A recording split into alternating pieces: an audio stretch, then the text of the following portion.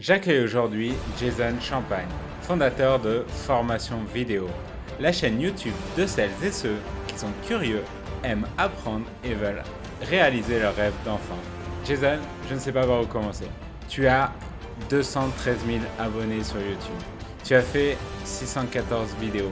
Tu arrives à tenir plus de 6 heures en live. Ça fait plus de 7 ans que tu fais des vidéos. Quand on regarde tes stats, tu as plus de 21 millions de vues. C'est énorme et pour autant, tu restes hyper accessible à ta communauté car tu proposes des cours particuliers à 60 € de l'heure. Et pour être honnête, c'est ça qui m'a intrigué. Et dans cet épisode, je souhaite creuser avec toi comment on reste aligné sur ses valeurs malgré le succès. Bonjour, je suis Stéphane Zambo. Dans ce podcast, je pars à la recherche des personnalités inspirantes qui ont su craquer le code du web. Chaque rencontre vous donne les clés pour vous aussi construire quelque chose d'unique. Bienvenue dans le code du web et que tu ailles sur ta présentation. Oui, moi je pense que le plus important, c'est on va dire l'ensemble du trajet, ce qui a été fait sur plusieurs années. Sachant qu'en plus au départ tout a commencé à titre de loisir, donc c'était pas du tout en fait l'idée de ça y est, je fais des vidéos sur YouTube, ça va être mon travail, je vais professionnaliser ça, donc ça a pas du tout commencé comme ça, hein. D'accord, ouais, parce Pas que du tout. c'est quelque chose maintenant en fait où on passe, on voit où on veut aller et on se dit tiens, je vais créer du contenu pour arriver là quoi. Du Voilà, coup, exactement. toi pas du tout. Ok. Sauf que moi au départ, je sortais d'études, pareil, on aura de toute façon l'occasion d'en parler un peu plus en détail. Et y trouvant pas du travail, donc pareil, on aura peut-être l'occasion de développer un peu. Bah, c'est comme tout, c'est-à-dire que si tu vois que le travail vient pas à toi, hein, que tu cherches, tu postules à des offres et puis qu'on te répond soit par la négative, soit qu'on te répond pas du tout, comme ça arrive plus souvent, bah tu finis par trouver d'autres solutions, de te dire bon, moi je veux pas rester sans rien faire, donc je vais voir ce qui est possible de faire. Et comme en parallèle justement, j'avais commencé à faire des vidéos, alors vraiment, c'était un peu la continuité de ce que je faisais par le passé, c'est-à-dire diffuser des cours, faire des tutos à l'écrit, parce que j'ai commencé comme ça en réalité bien des années en avant. C'était dans D'accord. les années 2000, donc ça Par remonte exemple, à sur loin. le site du zéro ou des choses comme ça. Ah, même pas, parce que j'ai commencé avant le site du zéro, ça n'existait même pas. Parce Donc, que moi, c'était fin des années 90, donc il y avait je me des... rappelle avoir fait ça sur le site du zéro, en effet, et je trouve que c'était une façon assez simple de mettre à l'écrit pour partager un savoir, surtout que, par exemple, sur ce site, ils étaient très à cheval sur la pédagogie qu'il fallait utiliser, donc c'était intéressant. C'est ça. Et donc toi, c'était même avant ça, c'est-à-dire que tu avais ton propre blog, c'est ça? Oui, enfin c'était un site, mais c'était à l'époque avec alors c'était les hébergeurs payants avec de la pub, c'était Membre Lycos, hein, c'était Lycos à l'époque, bon ça n'existe plus évidemment aujourd'hui. Et j'avais fait mon Ah, site sur un on se rappelle, pour CMS. les plus vieux, on se rappelle tous de cette pub. Va chercher. Ah oui, c'est ça, c'est ça.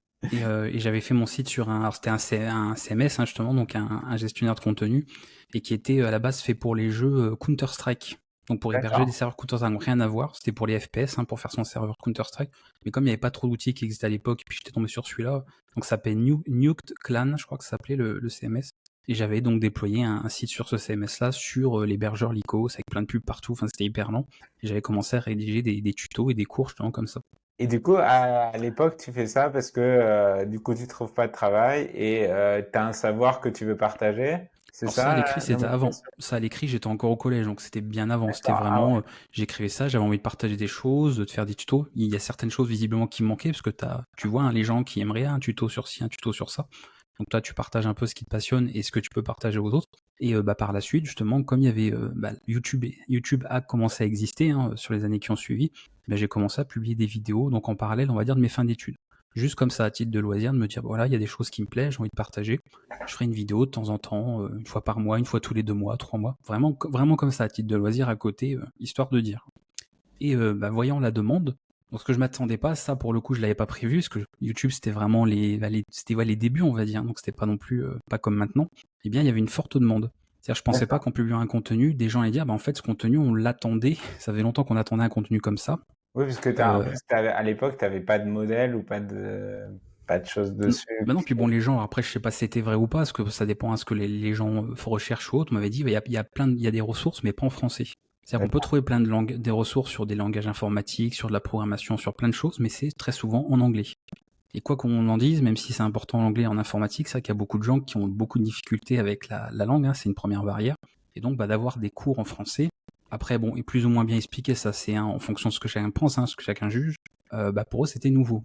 Et moi qui pensais publier ça une fois de temps en temps à titre de loisir, je me retrouve un petit peu pris dans le truc où les gens disent en fait, on aimerait que tu continues et on aimerait que ce soit plus régulier, et puis on aimerait en fait que tu abordes plein de choses. Parce que comme moi, il y a plein de choses qui m'intéressent, pas forcément les gens ont suivi. Ils Et c'est là que par la interagissaient suite, avec les commentaires déjà à l'époque ou ils t'avaient des complètement, conseils? complètement. Bon, évidemment, avec les débuts, donc j'avais pas beaucoup d'abonnés, tout ça, ça a pris très longtemps, mais il y a eu très vite quand même une forte demande et beaucoup plus que ce que je pensais. Parce que surtout quand tu crées une chaîne, au début, t'as personne. Je veux dire, j'avais Complètement. même pas j'avais même pas partagé la chaîne à des gens du collège, du lycée à l'époque, enfin pas du tout, des étudiants.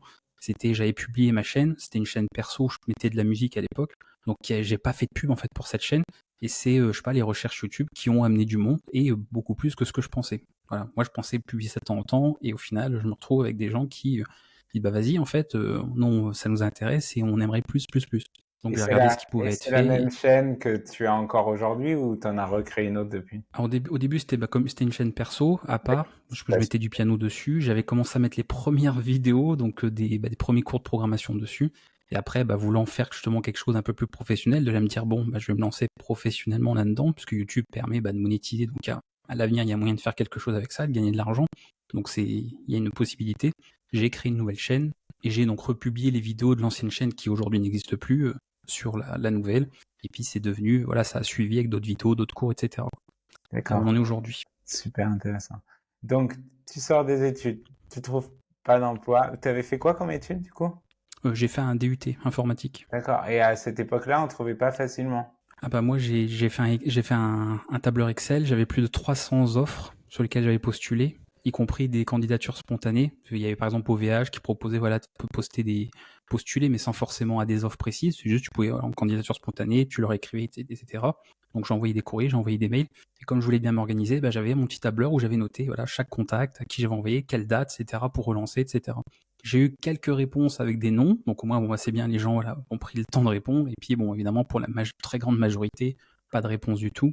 Et les seules réponses que j'ai eues, c'était toujours la même chose. C'était soit il me manquait des diplômes, donc c'était un premier temps parce que je sortais d'études, donc c'est sûr que j'allais pas sortir avec un doctorat, un peu logique. J'avais un bac+2, ou alors j'avais pas suffisamment d'expérience. Mais là, pareil, quand tu sors d'un bac+2, tu peux pas et avoir le diplôme et avoir 10 ans d'expérience ou 5 ans, c'est pas possible. Donc il y avait toujours un truc qui allait pas. Et je me suis retrouvé bloqué avec ça de ils sont jamais contents en fait. Soit il n'y a pas le bon diplôme, soit il n'y a pas assez d'expérience professionnelle. Et tu fais comment? Pour avoir de l'expérience, il faut bien qu'on t'embauche à un moment donné pour acquérir de l'expérience. Et si on t'embauche pas, ton expérience, tu l'as jamais. Donc c'est pour ça que j'ai pas laissé cette situation et j'ai donc trouvé par la suite. Du coup, tu as pris les devants et tu t'es dit, je me C'est ça. forme. Puis tu as acquis une légitimité du coup grâce à ça aussi. Ouais, c'est un très bon moyen de passer ce cap en fait. On dit toujours, tu vois, toujours au lieu d'attendre que ça vienne des autres, là, tu as pris les devants et tu as réussi à créer quelque chose. Super intéressant. Donc du coup, tu fais ça, tu vois que tu as de l'attraction, que ta chaîne augmente, que ça plaît à des gens, que tu aides des personnes. Donc Mhm. à ce moment-là, tu commences à te dire que tu vas pouvoir en vivre à un moment donné. Ça commence à être un projet. Ah c'était le projet à terme parce que je voulais D'accord. en faire quelque chose de professionnel. C'est-à-dire le but c'est pas de te dire bon on fait ça comme ça et puis je vais avoir un travail à côté parce que de toute façon ça marchait pas. Alors au départ j'avais quand même un métier à côté puisque si tu veux je suis sorti donc de mes études en juin 2013. Donc j'ai eu mon diplôme en juin 2013. C'était le premier dans ces eaux-là. Non je dis des bêtises. Enfin bref 23 juin exactement parce que je mélange des fois dans les dates.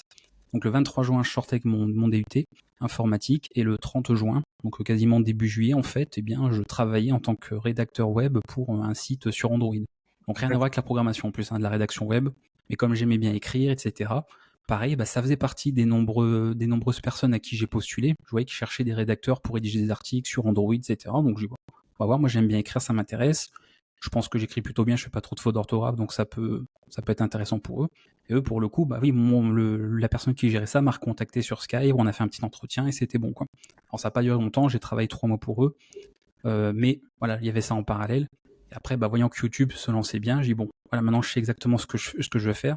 YouTube propose un moyen de rémunérer son travail, même si c'est évidemment à terme. C'est que c'est pas dès que tu commences à avoir des vues que c'est que tu gagnes de l'argent tout de suite. Évidemment. Faut en Il m'a avoir fallu pas 3 ans, 3 ans pour faire des revenus, donc voilà.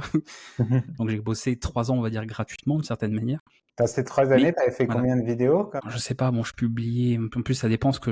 et qu'est-ce qui te fait tenir quand tu passes 3 ans comme ça, sans revenu à créer du contenu? C'est quoi? C'est la communauté qui t'en demande et du coup, ça te donne l'énergie, ça te donne envie d'aider plus.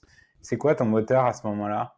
Ou c'est vraiment Bah, ta c'est vision que tu sais que tu vas y arriver à un moment donné et que c'est juste le chemin? Oui, déjà, bon, voilà, comme les gens disent souvent, bon, je suis quelqu'un qui est optimiste, donc généralement, ouais, je suis pas du genre à me dire, bah, ça y est, ça marchera pas, on va pas y arriver, puisqu'il y a toujours des solutions qu'on peut trouver. Et puis, bon, factuellement, il y avait aussi, bah, ce que je voyais, c'est-à-dire d'un point de vue statistique ou autre, je voyais que la chaîne évoluait. Voilà, elle n'était pas en stagnation, en train de régresser. Il y avait de nouveaux abonnés, elle faisait de plus en plus de vues. Donc, quand tu sais comment on monétise une chaîne YouTube, tu comprends que oui, c'est peut-être pas, c'est pas rémunérateur tout de suite, mais si ça continue sur cette progression, à un moment donné, ça le sera forcément, parce qu'il fallait atteindre certains paliers, etc. C'est ce qui est arrivé, mais c'est sûr que oui, ça a pris du temps, quoi, évidemment. Complètement. Et comment t'expliques, c'est un peu différent, mais comment t'expliques du coup qu'il y ait cette croyance maintenant que en fait, bah, la monétisation de YouTube, ça rapporte rien et que justement il faut arriver à vendre des produits, des formations chères, des choses comme ça pour gagner sa vie en tant que créateur de contenu ou faire des merges ou des choses comme ça. C'est Bah, euh, c'est quoi? C'est les échelles de revenus qui ont changé? C'est plus enfin, pareil maintenant qu'avant? alors ça, bon, malheureusement, sur les échelles de revenus, on peut pas vraiment savoir. Il faudrait qu'on travaille chez YouTube et qu'on ait évidemment les algorithmes, enfin tout officiellement. On peut que supposer ou se faire des idées ou dire je pense que ça fonctionne comme ci ou comme ça. Donc j'ai pas l'impression que ça ait tellement changé d'un point de vue. Si on pense par exemple le coût pour 1000, donc pour ceux que ça savent pas, combien on est rémunéré à 1000 vues qu'on fait par exemple, peu importe les vidéos, c'est 1000 vues. J'ai pas l'impression. Par contre, ce qui est sûr, ça, bon, je l'ai vu aussi en pratique, puis en discutant avec d'autres personnes sur YouTube et ailleurs, c'est que le coût pour 1000, justement, il varie, bon, déjà, de la chaîne que tu as. Donc Ton forcément, audience? plus ta chaîne gagne en popularité, plus les annonceurs sont intéressés, et aussi en fonction de la thématique. C'est-à-dire que si demain tu fais une chaîne YouTube où tu abordes des sujets politiques, sensibles, etc., qui sont sujets à polémique, il y a très peu d'annonceurs qui vont vouloir se positionner sur tes vidéos. Parce que selon le discours que tu peux avoir ou selon le message que tu laisses passer, Ça pour eux, choque. voilà, Hein. ils encouragent ou au contraire, non, on veut pas s'associer à ça, donc on refuse. Et forcément, tu vas te retrouver avec un coût pour 1000, peut-être, je sais pas, de 20 centimes pour 1000 vues. Donc c'est pas génial. Moi, fut un temps, bon, forcément, après ça s'est lissé, parce que bon, sinon, ce serait trop facile, gagner trop d'argent quand même. J'ai quand même atteint à un moment donné les 3 euros, les 1000 vues.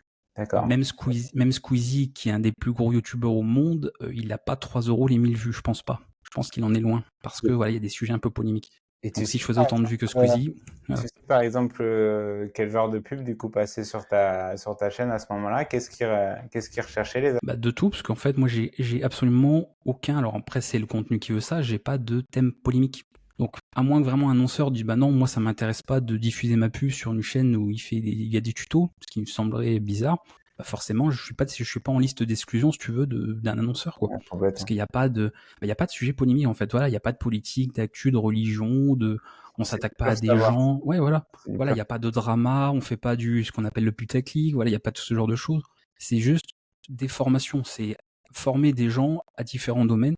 Donc il y a rien de, tu vois, il y a rien que tu peux pas attaquer ça en disant non, c'est pas bien quand même d'aider les gens, quoi. Ça a pas ça a pas de sens, quoi. Parce que je prends pas Complètement. parti opposition en fait quelque part. C'est je Complètement. laisse les gens être libres d'apprendre ce qu'ils veulent. Donc pour un annonceur, c'est pour lui intéressant de se positionner là parce qu'il sait qu'il y a des gens qui regardent et c'est l'annonceur, il cherche à faire de l'argent avant tout, donc plus intéressant. Complètement. Il y a un truc dans ce que tu viens de dire qui est intéressant. Tu as dit plusieurs domaines. On switch un peu d'un sujet à l'autre. Oui. Il y a un truc aussi qui m'a marqué, quelque chose qui m'a marqué sur ta chaîne, c'est euh, par exemple beaucoup de chaînes sont spécialisées le no-code ou JavaScript. Et toi, on dirait que tu as un éventail et une polyvalence de sujets traités qui est énorme. Et ça va un peu à l'encontre de tous les conseils qu'on entend, qui est toujours de vraiment se nicher dans des choses très très spécifiques. Et ça m'a fait du bien de voir ça parce que j'ai un peu la même chose que toi pour ça, c'est que je m'intéresse à plein de choses. Et du coup, je trouve ça, enfin, moi, c'est vrai que quand tu me mets dans un petit espace et que tu me dis tu vas faire que ça et être 100% là-dessus, c'est un peu dur. Et donc, je voulais savoir, voilà, comment tu arrives du coup à exister comme ça malgré tout, à maintenir de l'intérêt, à maintenir un niveau assez important sur tous ces sujets. Bah, déjà, si tu veux nous lister les sujets que tu abordes et nous En dire un fait, peu comment tu en, t'organises. en soi, la réponse elle est simple. Bon, pas l'organisation, on va en reparler, ouais, mais sur le pourquoi de ce contenu, en fait, comme je suis parti du départ, où bien avant YouTube, bien avant tout ça, moi, je suis quelqu'un qui est passionné, qui aime apprendre plein de choses. Je pense, voilà, dans la vie, c'est pas comme si on était, la vie se résumait à un seul domaine, un seul thème. Puis et même sans forcément peut-être se l'avouer, tout être humain s'intéresse forcément à différents sujets. Quand on s'intéresse par exemple à l'actu, qu'on va débattre en famille avec des amis, on peut se mettre tous à parler de droit, de politique, de religion, d'informatique. Enfin, qui ne parle pas d'IA, je veux dire, même nos parents qui n'y comprennent rien vont parler d'IA aujourd'hui, parce qu'on n'entend que ça. Donc, C'est ils vrai. ont forcément ce sujet à la bouche, et donc tu t'intéresses à tout. Et quand tu es un peu plus passionné, ou disons que tu as un peu plus de curiosité peut-être que la moyenne, mais il y a des sujets, tu veux pas juste en parler ou être passif, tu veux aussi apprendre. Voilà, tu veux te mettre à la portée de ça, de savoir comment ça marche, comprendre les choses, répondre à des questions, et tu t'intéresses à différents sujets. Et, Moi, euh, tout a commencé comme ça. à quel moment, voilà, tu mets la différence entre les deux? Parce que j'ai quand même l'impression que maintenant, en fait, le fait d'apprendre quelque chose, c'est regarder 2 minutes d'un short sur le sujet et puis on est expert dans le domaine. J'ai l'impression que c'est ce qui ressent de plus en plus. Et j'ai l'impression que toi aussi, potentiellement, le fait de faire des vidéos comme ça, c'est le moyen aussi de digérer ce que tu as appris et d'être capable d'être meilleur et de le ressortir. Moi, par exemple, je trouve que souvent, j'ai l'impression d'avoir compris quelque chose et quand j'essaye de l'expliquer, là, je me rends compte que c'était pas le cas. Et ça demande vraiment un pré-travail de digestion. Et quand tu es capable de redonner l'info, de l'enseigner à quelqu'un, après, par contre, même dans ta tête, pour toi, c'est beaucoup plus clair et t'as beaucoup plus compris qu'au départ.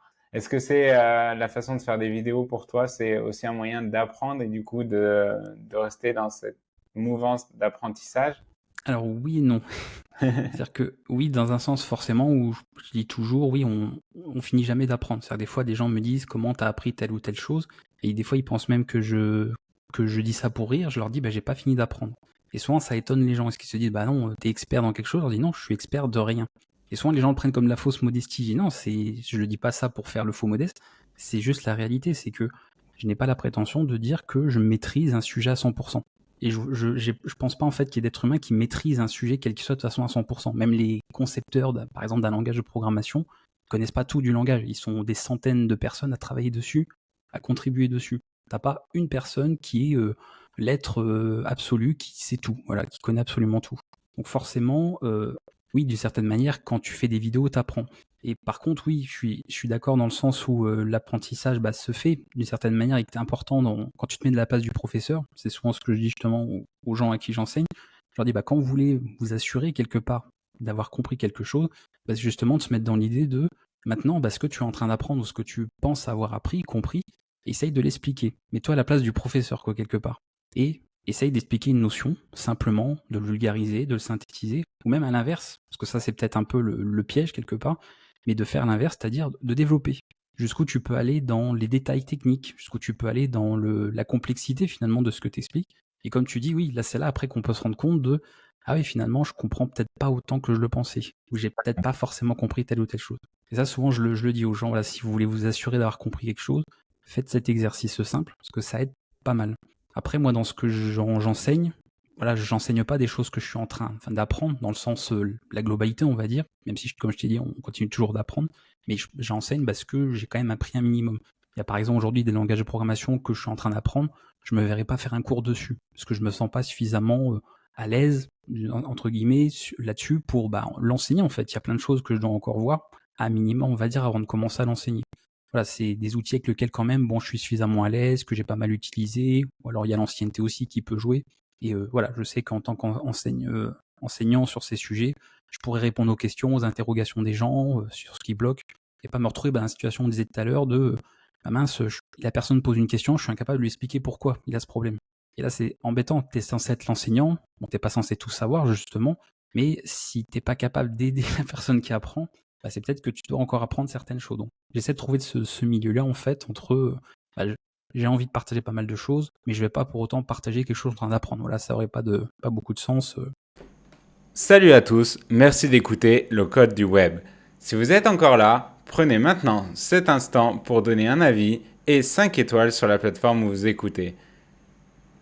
Je les lis tous, ça booste énormément et nous permet de continuer à interviewer des personnes inspirantes qui vous donnent les clés de leur réussite. Maintenant que c'est fait, retour à l'épisode. Quand même, bon, je suis suffisamment à l'aise, que j'ai pas mal utilisé, ou alors il y a l'ancienneté aussi qui peut jouer. Et voilà, je sais qu'en tant qu'enseignant sur ces sujets, je pourrais répondre aux questions, aux interrogations des gens sur ce qui bloque, et pas me retrouver dans la situation qu'on disait tout à l'heure de mince, la personne pose une question, je suis incapable de lui expliquer pourquoi il a ce problème. Et là, c'est embêtant, tu es censé être l'enseignant, bon, t'es pas censé tout savoir justement, mais si t'es pas capable d'aider la personne qui apprend, bah, c'est peut-être que tu dois encore apprendre certaines choses. Donc, j'essaie de trouver ce milieu-là, en fait, entre bah, j'ai envie de partager pas mal de choses, mais je vais pas pour autant partager quelque chose en train d'apprendre. Voilà, ça aurait pas beaucoup de sens. Voilà, faut trouver un juste milieu, quoi. Et qu'est-ce qui se passe du coup dans ta tête? Comment tu choisis les prochains sujets qui vont arriver sur tous tes domaines? Est-ce que c'est parce que d'un coup, tu as un point d'intérêt sur un sujet et tu dis, ah, ça, je veux l'apprendre, et du coup, tu l'apprends, tu le mets en pratique et après, tu en fais des vidéos? Ou est-ce que ça part d'une demande de personne? Comment tu t'organises? D'où te viennent les idées? Parce que, en fait, aujourd'hui, il y a des technos qui sortent tous les jours. On peut commencer à apprendre des choses chaque jour, et abandonner le lendemain, repartir sur autre chose. On peut faire que ça. Tu vois, c'est un peu dur à identifier. Et du coup, je veux savoir c'est quoi ton process par rapport à ça. Alors en fait, ça va sembler bizarre, mais c'est très égoïste, ma manière de faire. C'est-à-dire que, à la base, tu vois, je partage en fait ce qui me plaît. Donc je vais pas en fait partager ce que les gens attendent forcément de moi ou ce qui peut leur faire plaisir. C'est-à-dire que je veux pas que les gens me disent, bah tiens, nous on aimerait que tu fasses un cours là-dessus. Donc parce qu'on me le demande, je vais apprendre quelque chose que je connais pas forcément d'ailleurs. Ça m'est déjà arrivé, hein, que des gens me disent, tu pourrais faire un cours sur tel langage, tel techno, tel logiciel. Je connais pas. Et pour autant, bah non, en fait, c'est à la base, j'apprends. C'est pour ça que je dis c'est égoïste dans le sens où bah, je m'intéresse à des choses avant tout pour moi. Voilà, j'ai pas besoin du regard des autres ou du jugement des autres, ou j'ai rien à prouver si tu veux. C'est parce que j'ai besoin de certains outils, parce que ça m'intéresse. Et après, je partage ça en me disant, bah, peut-être qu'il y a d'autres personnes que ça va intéresser aussi. Et les Est-ce gens, que bah, je pars c'est du principe. Oui. est-ce que c'est pas ça du coup le secret de la longévité des 7 années? Parce que si au final tu te forçais à chaque fois à faire du contenu pour des gens, tu penses que tu aurais pu tenir 7 années? Ah bah non, de toute façon, moi Ah, je pars c'est du ça. principe, bon, j'ai pas choisi ce chemin de toute façon pour me dire je fais un travail que je n'aime pas. Évidemment, sinon bon, bah, je ferais pas ce que je fais aujourd'hui. Donc c'est juste que je suis quelqu'un de passionné, en tout cas je me décris comme ça. Je m'intéresse donc à plein de choses et bah forcément à terme, ces choses-là, je les partage. Et après les gens, je veux dire, tu vois, j'impose ça à personne en fait. Je prends personne en otage en disant tu vas regarder mes vidéos, tu vas t'intéresser à la programmation. Il y a des gens, ils n'aiment pas la programmation ou ils commencent un cours de programmation, ils se rendent compte qu'ils n'aiment pas ça. Et je suis le premier. Alors je devrais pas dire ça, je suis le premier à leur dire, mais fais autre chose. Alors je devrais pas, parce que bah, les gens ils vont pas voir mes vidéos, je veux pas plus gagner d'argent, je vais perdre un abonné quoi. Et en fait non, c'est pas grave parce on n'est pas censé tout aimer. C'est pas parce que tel sujet est à la mode que ça y est, faut que tout le monde s'y mette. On a le droit de pas aimer l'intelligence artificielle, par Ouais, exemple, de pas accéder de j'allais GPT. parler d'IA du coup. Voilà, on a le droit. Et voilà, c'est je partage et j'impose rien. Et c'est pour ça aussi que c'est plus intéressant de l'enseignement en ligne, selon moi, que l'enseignement en classe, parce que je ne m'impose pas aux étudiants ou aux élèves ou aux gens qui veulent apprendre, c'est eux qui viendront en fait à moi. Tu vois, c'est pas moi de dire t'as un cours, ah t'as pas envie d'aller en cours, t'as envie de sécher, mais t'as pas le choix, parce que bon tu vas te prendre un mot, toi, ça va pas le faire. Non, c'est j'imposerai en fait, c'est si t'as envie d'apprendre quelque chose et que je propose un cours là-dessus, tant mieux. Par contre, je ferai pas un cours parce que les gens le veulent. Ça, c'est clair. Je ferai par rapport à ce qui m'intéresse et pas par rapport à ce qu'on me donne ou ce qui peut rapporter plus. Parce que de toute façon, si je voulais faire beaucoup d'argent, je ferais pas le contenu que je fais. Il y a beaucoup de contenu que je fais, ça rapporte rien. En termes de vues, en termes de viralité, c'est zéro. Quoi. Je veux dire, C'est un actuellement, je parle pas d'IA, je devrais parler que de ça. Oui, Donc, et puis c'est un travail. J'ai regardé tes cours, c'est un vrai travail, quoi. On n'est pas sur une petite vidéo de 10-15 minutes avec que des punchlines dedans pour attirer. ah oui, si vous voulez faire des vues, faut pas faire comme moi. C'est la première chose que je dis, ne faites pas une chaîne comme la mienne si vous voulez une chaîne qui explose en vues, en nombre d'abonnés. Non, faut pas faire ça. Absolument pas. Les vidéos sont trop longues, je rentre trop dans le détail, je réponds à tous les commentaires, il y a rien de viral, il y a rien qui buzz en fait. Ma chaîne va pas buzzer, c'est pas un contenu qui buzz. Non, non, il faut s'intéresser au sujet, sinon tu t'embêtes en fait sur ce genre de choses. C'est pas divertissant, quoi. C'est pas du divertissement, donc voilà. Moi, je trouve ça quand même rassurant que tu vois, il y a encore que tu aies la possibilité de faire du contenu comme ça, instructif, et que tu aies autant d'abonnés et que tu aies autant de vues quand même. Tu vois, c'est quand même rassurant sur le fond, tu vois. C'est qu'on n'est pas tous lobotomisés par TikTok ou des choses comme ça encore. Donc c'est Ah, plutôt. puis oui, j'en ai pas encore parlé, mais ça va venir sur ma chaîne. Et oui, il y a des sujets qui vont être un peu.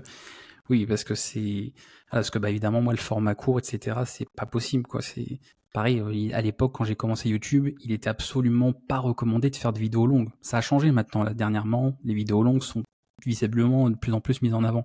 Mais au départ, les vidéos de plus de 10 minutes, un quart d'heure, c'était pénalisé en termes de rémunération, en termes de référencement.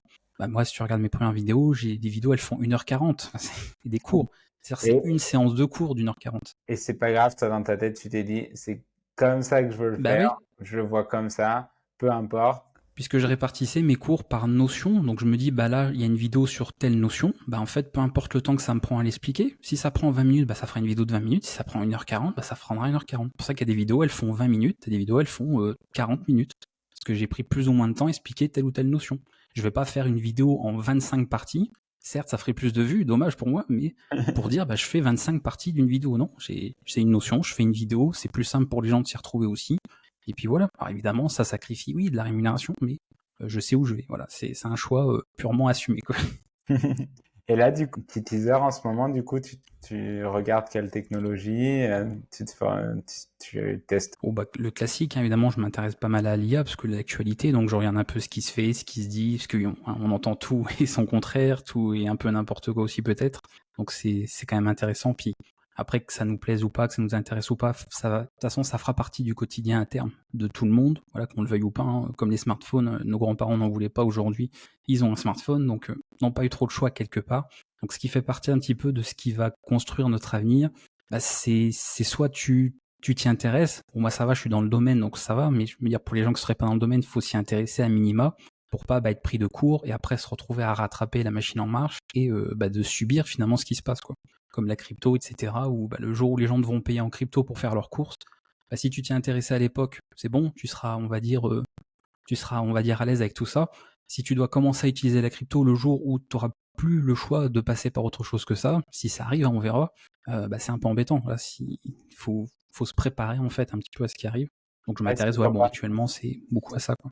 Si t'as eu la, c'est vrai que si tu as eu la base, en vrai, après, c'est plus facile de comprendre quand tout s'est complexifié parce que tu sais d'où c'est parti à l'origine. Donc, en effet, ouais, c'est plutôt pas mal. Et Et donc, puis par rapport, et- tu vas faire un cours par rapport à ça ou pas, du coup? ah oui, de l'IA on va en avoir, oui, parce que j'ai fait une vidéo poisson d'avril concernant les intelligences artificielles. En fait, j'ai fait une vidéo là, pour le 1er avril en faisant croire aux gens que j'avais fait une IA.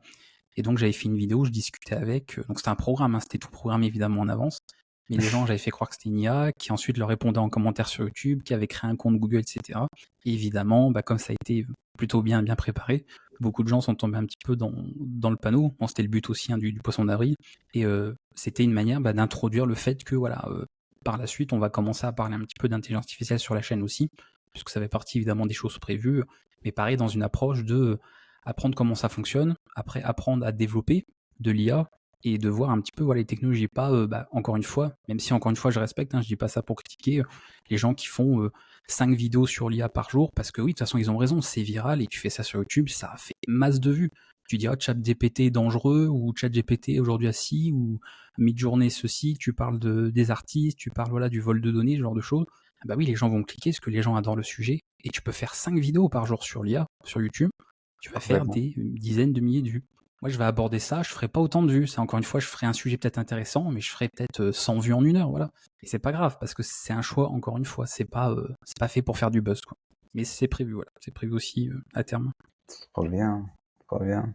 Alors, je reprends notre idée. Donc, à part les sujets du coup informatique, tu as de la musique aussi sur ta chaîne, de ce que j'ai vu. Alors, petit à petit, parce qu'évidemment, fallait bien commencer par quelque chose, donc je me dis, bon, on va commencer par de la programmation, mais oui, c'est pour ça que ça s'appelle formation vidéo, c'est-à-dire c'est partager de l'enseignement en vidéo. Donc il n'y a pas c'est pas formation informatique, même si j'ai commencé par ça.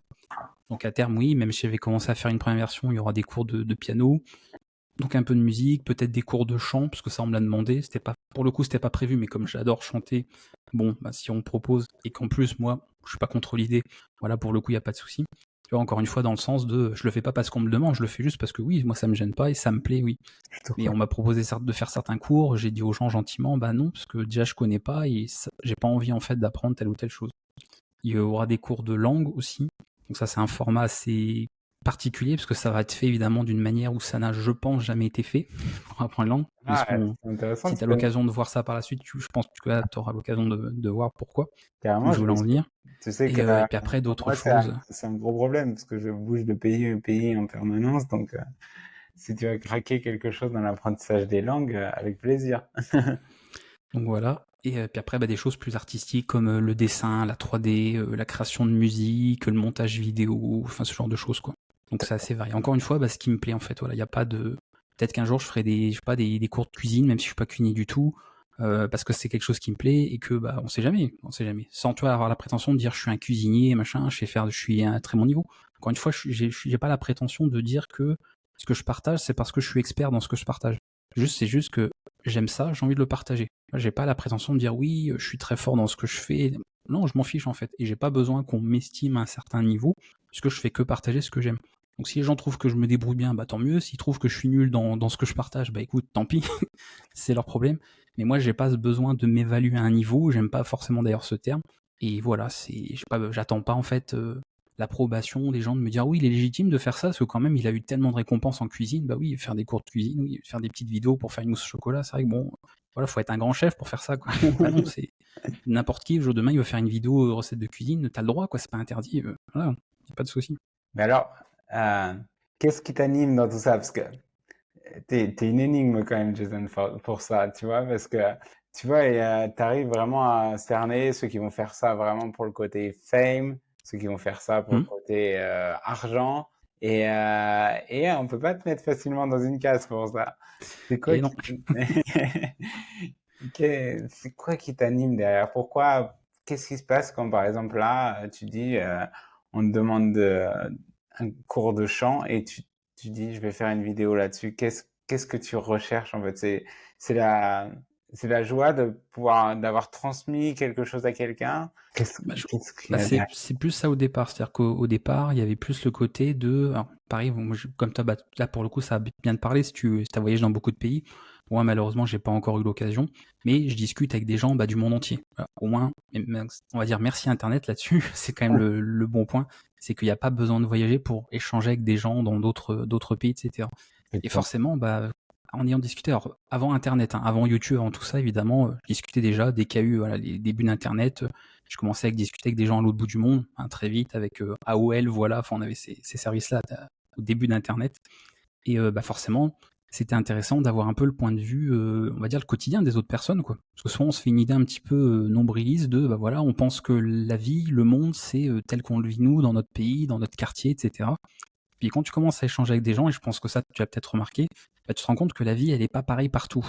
Que les mentalités, tu peux pas dire, voilà, les Français, comme on l'entend souvent, ça me gêne souvent quand les gens ils te disent, oui, les Français sont comme ci, ils sont toujours, voilà, râlés, et puis les Anglais sont comme ça, et puis les Japonais sont comme ça.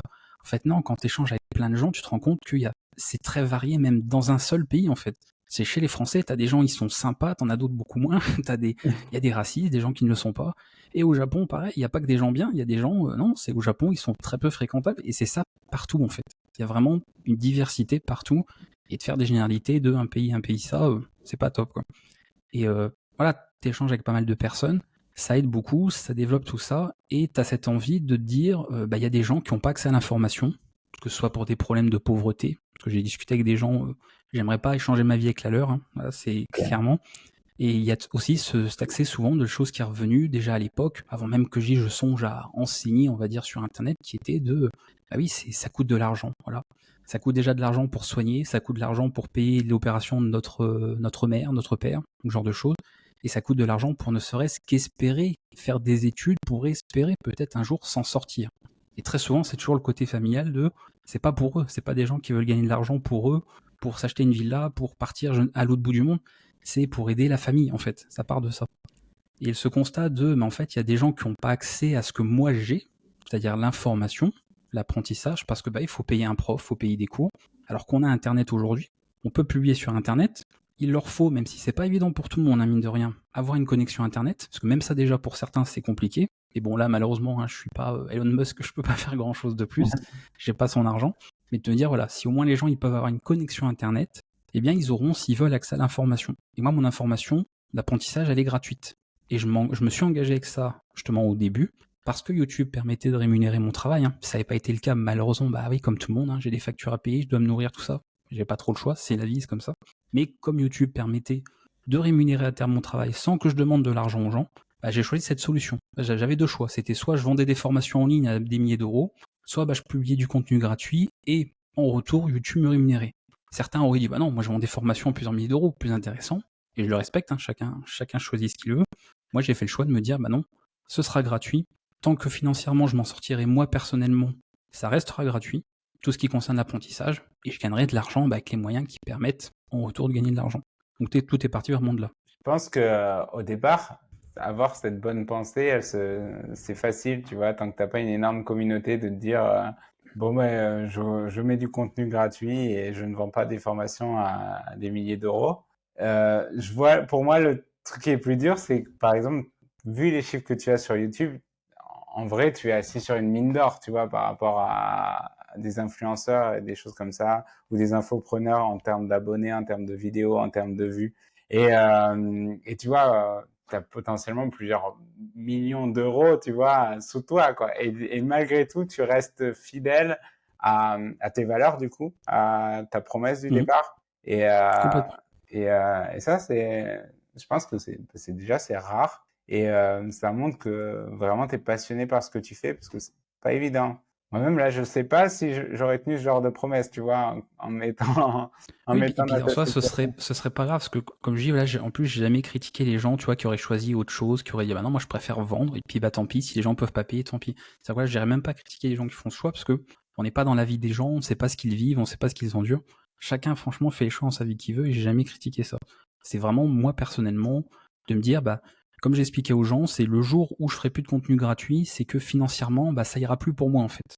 Ils le comprendront forcément, tu vois, ils voudront pas que je me retrouve financièrement à la rue, enfin c'est logique, les gens, il y a un minimum, ils préfèrent bah, que tu vendes ce que tu fais et que tu sois pas à la rue plutôt que l'inverse, tu continues de faire ça gratuitement et que bah, tu t'en sors pas, et de toute façon, bah, si je me retrouve à la rue, je pourrais plus faire de vidéos, donc au final, tout le monde est Et perdant. oui, que ça continue à fonctionner pour toi, bah, Voilà, et donc là, voilà. je veux dire, c'est pas comme s'il n'y avait pas de solution, tu vois, s'il n'y avait pas YouTube, s'il n'y avait pas de moyen de gagner de l'argent sans faire payer les gens, ah oui, encore une fois, évidemment, j'aurais pas eu le choix, quelque part. Si je voulais en professionnaliser ça, fallait bien gagner de l'argent. Je travaille pas gratuitement non plus. Voilà, faut être honnête, je travaille pas gratuitement.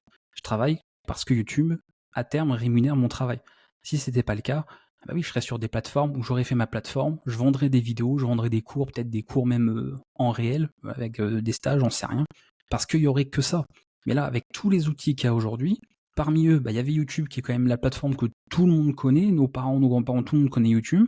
Ils te proposent, sans payer toi en tant que créateur, voilà, parce qu'on ne paye pas hein, la bande passante alors que ça coûte une blinde. La bande passante, ça C'est coûte cher. archi cher, c'est des milliards d'euros et plus. On ne paye même pas toute cette bande passante, le stockage des vidéos, etc. Donc gratuitement, tu peux publier des vidéos. Les gens n'ont pas à sortir le porte-monnaie ou sortir la carte bancaire et tu peux quand même gagner de l'argent. Bah, cette solution existe, bah, j'ai choisi cette solution. Si demain, bon, bah, YouTube enlève ça, ils disent bah maintenant, on ne pouvait plus gagner de l'argent sur YouTube, bah, je ferai une vidéo, j'expliquerai aux gens, bah désolé, voilà, c'est pas de mon Les ressort. règles du jeu Et ont bah changé. voilà, oui, là je serai obligé de casser ma promesse parce que les choses ont changé, ou comme je disais, bah si financièrement je venais à pas m'en sortir un jour, parce qu'on sait pas ce que la vie nous réserve.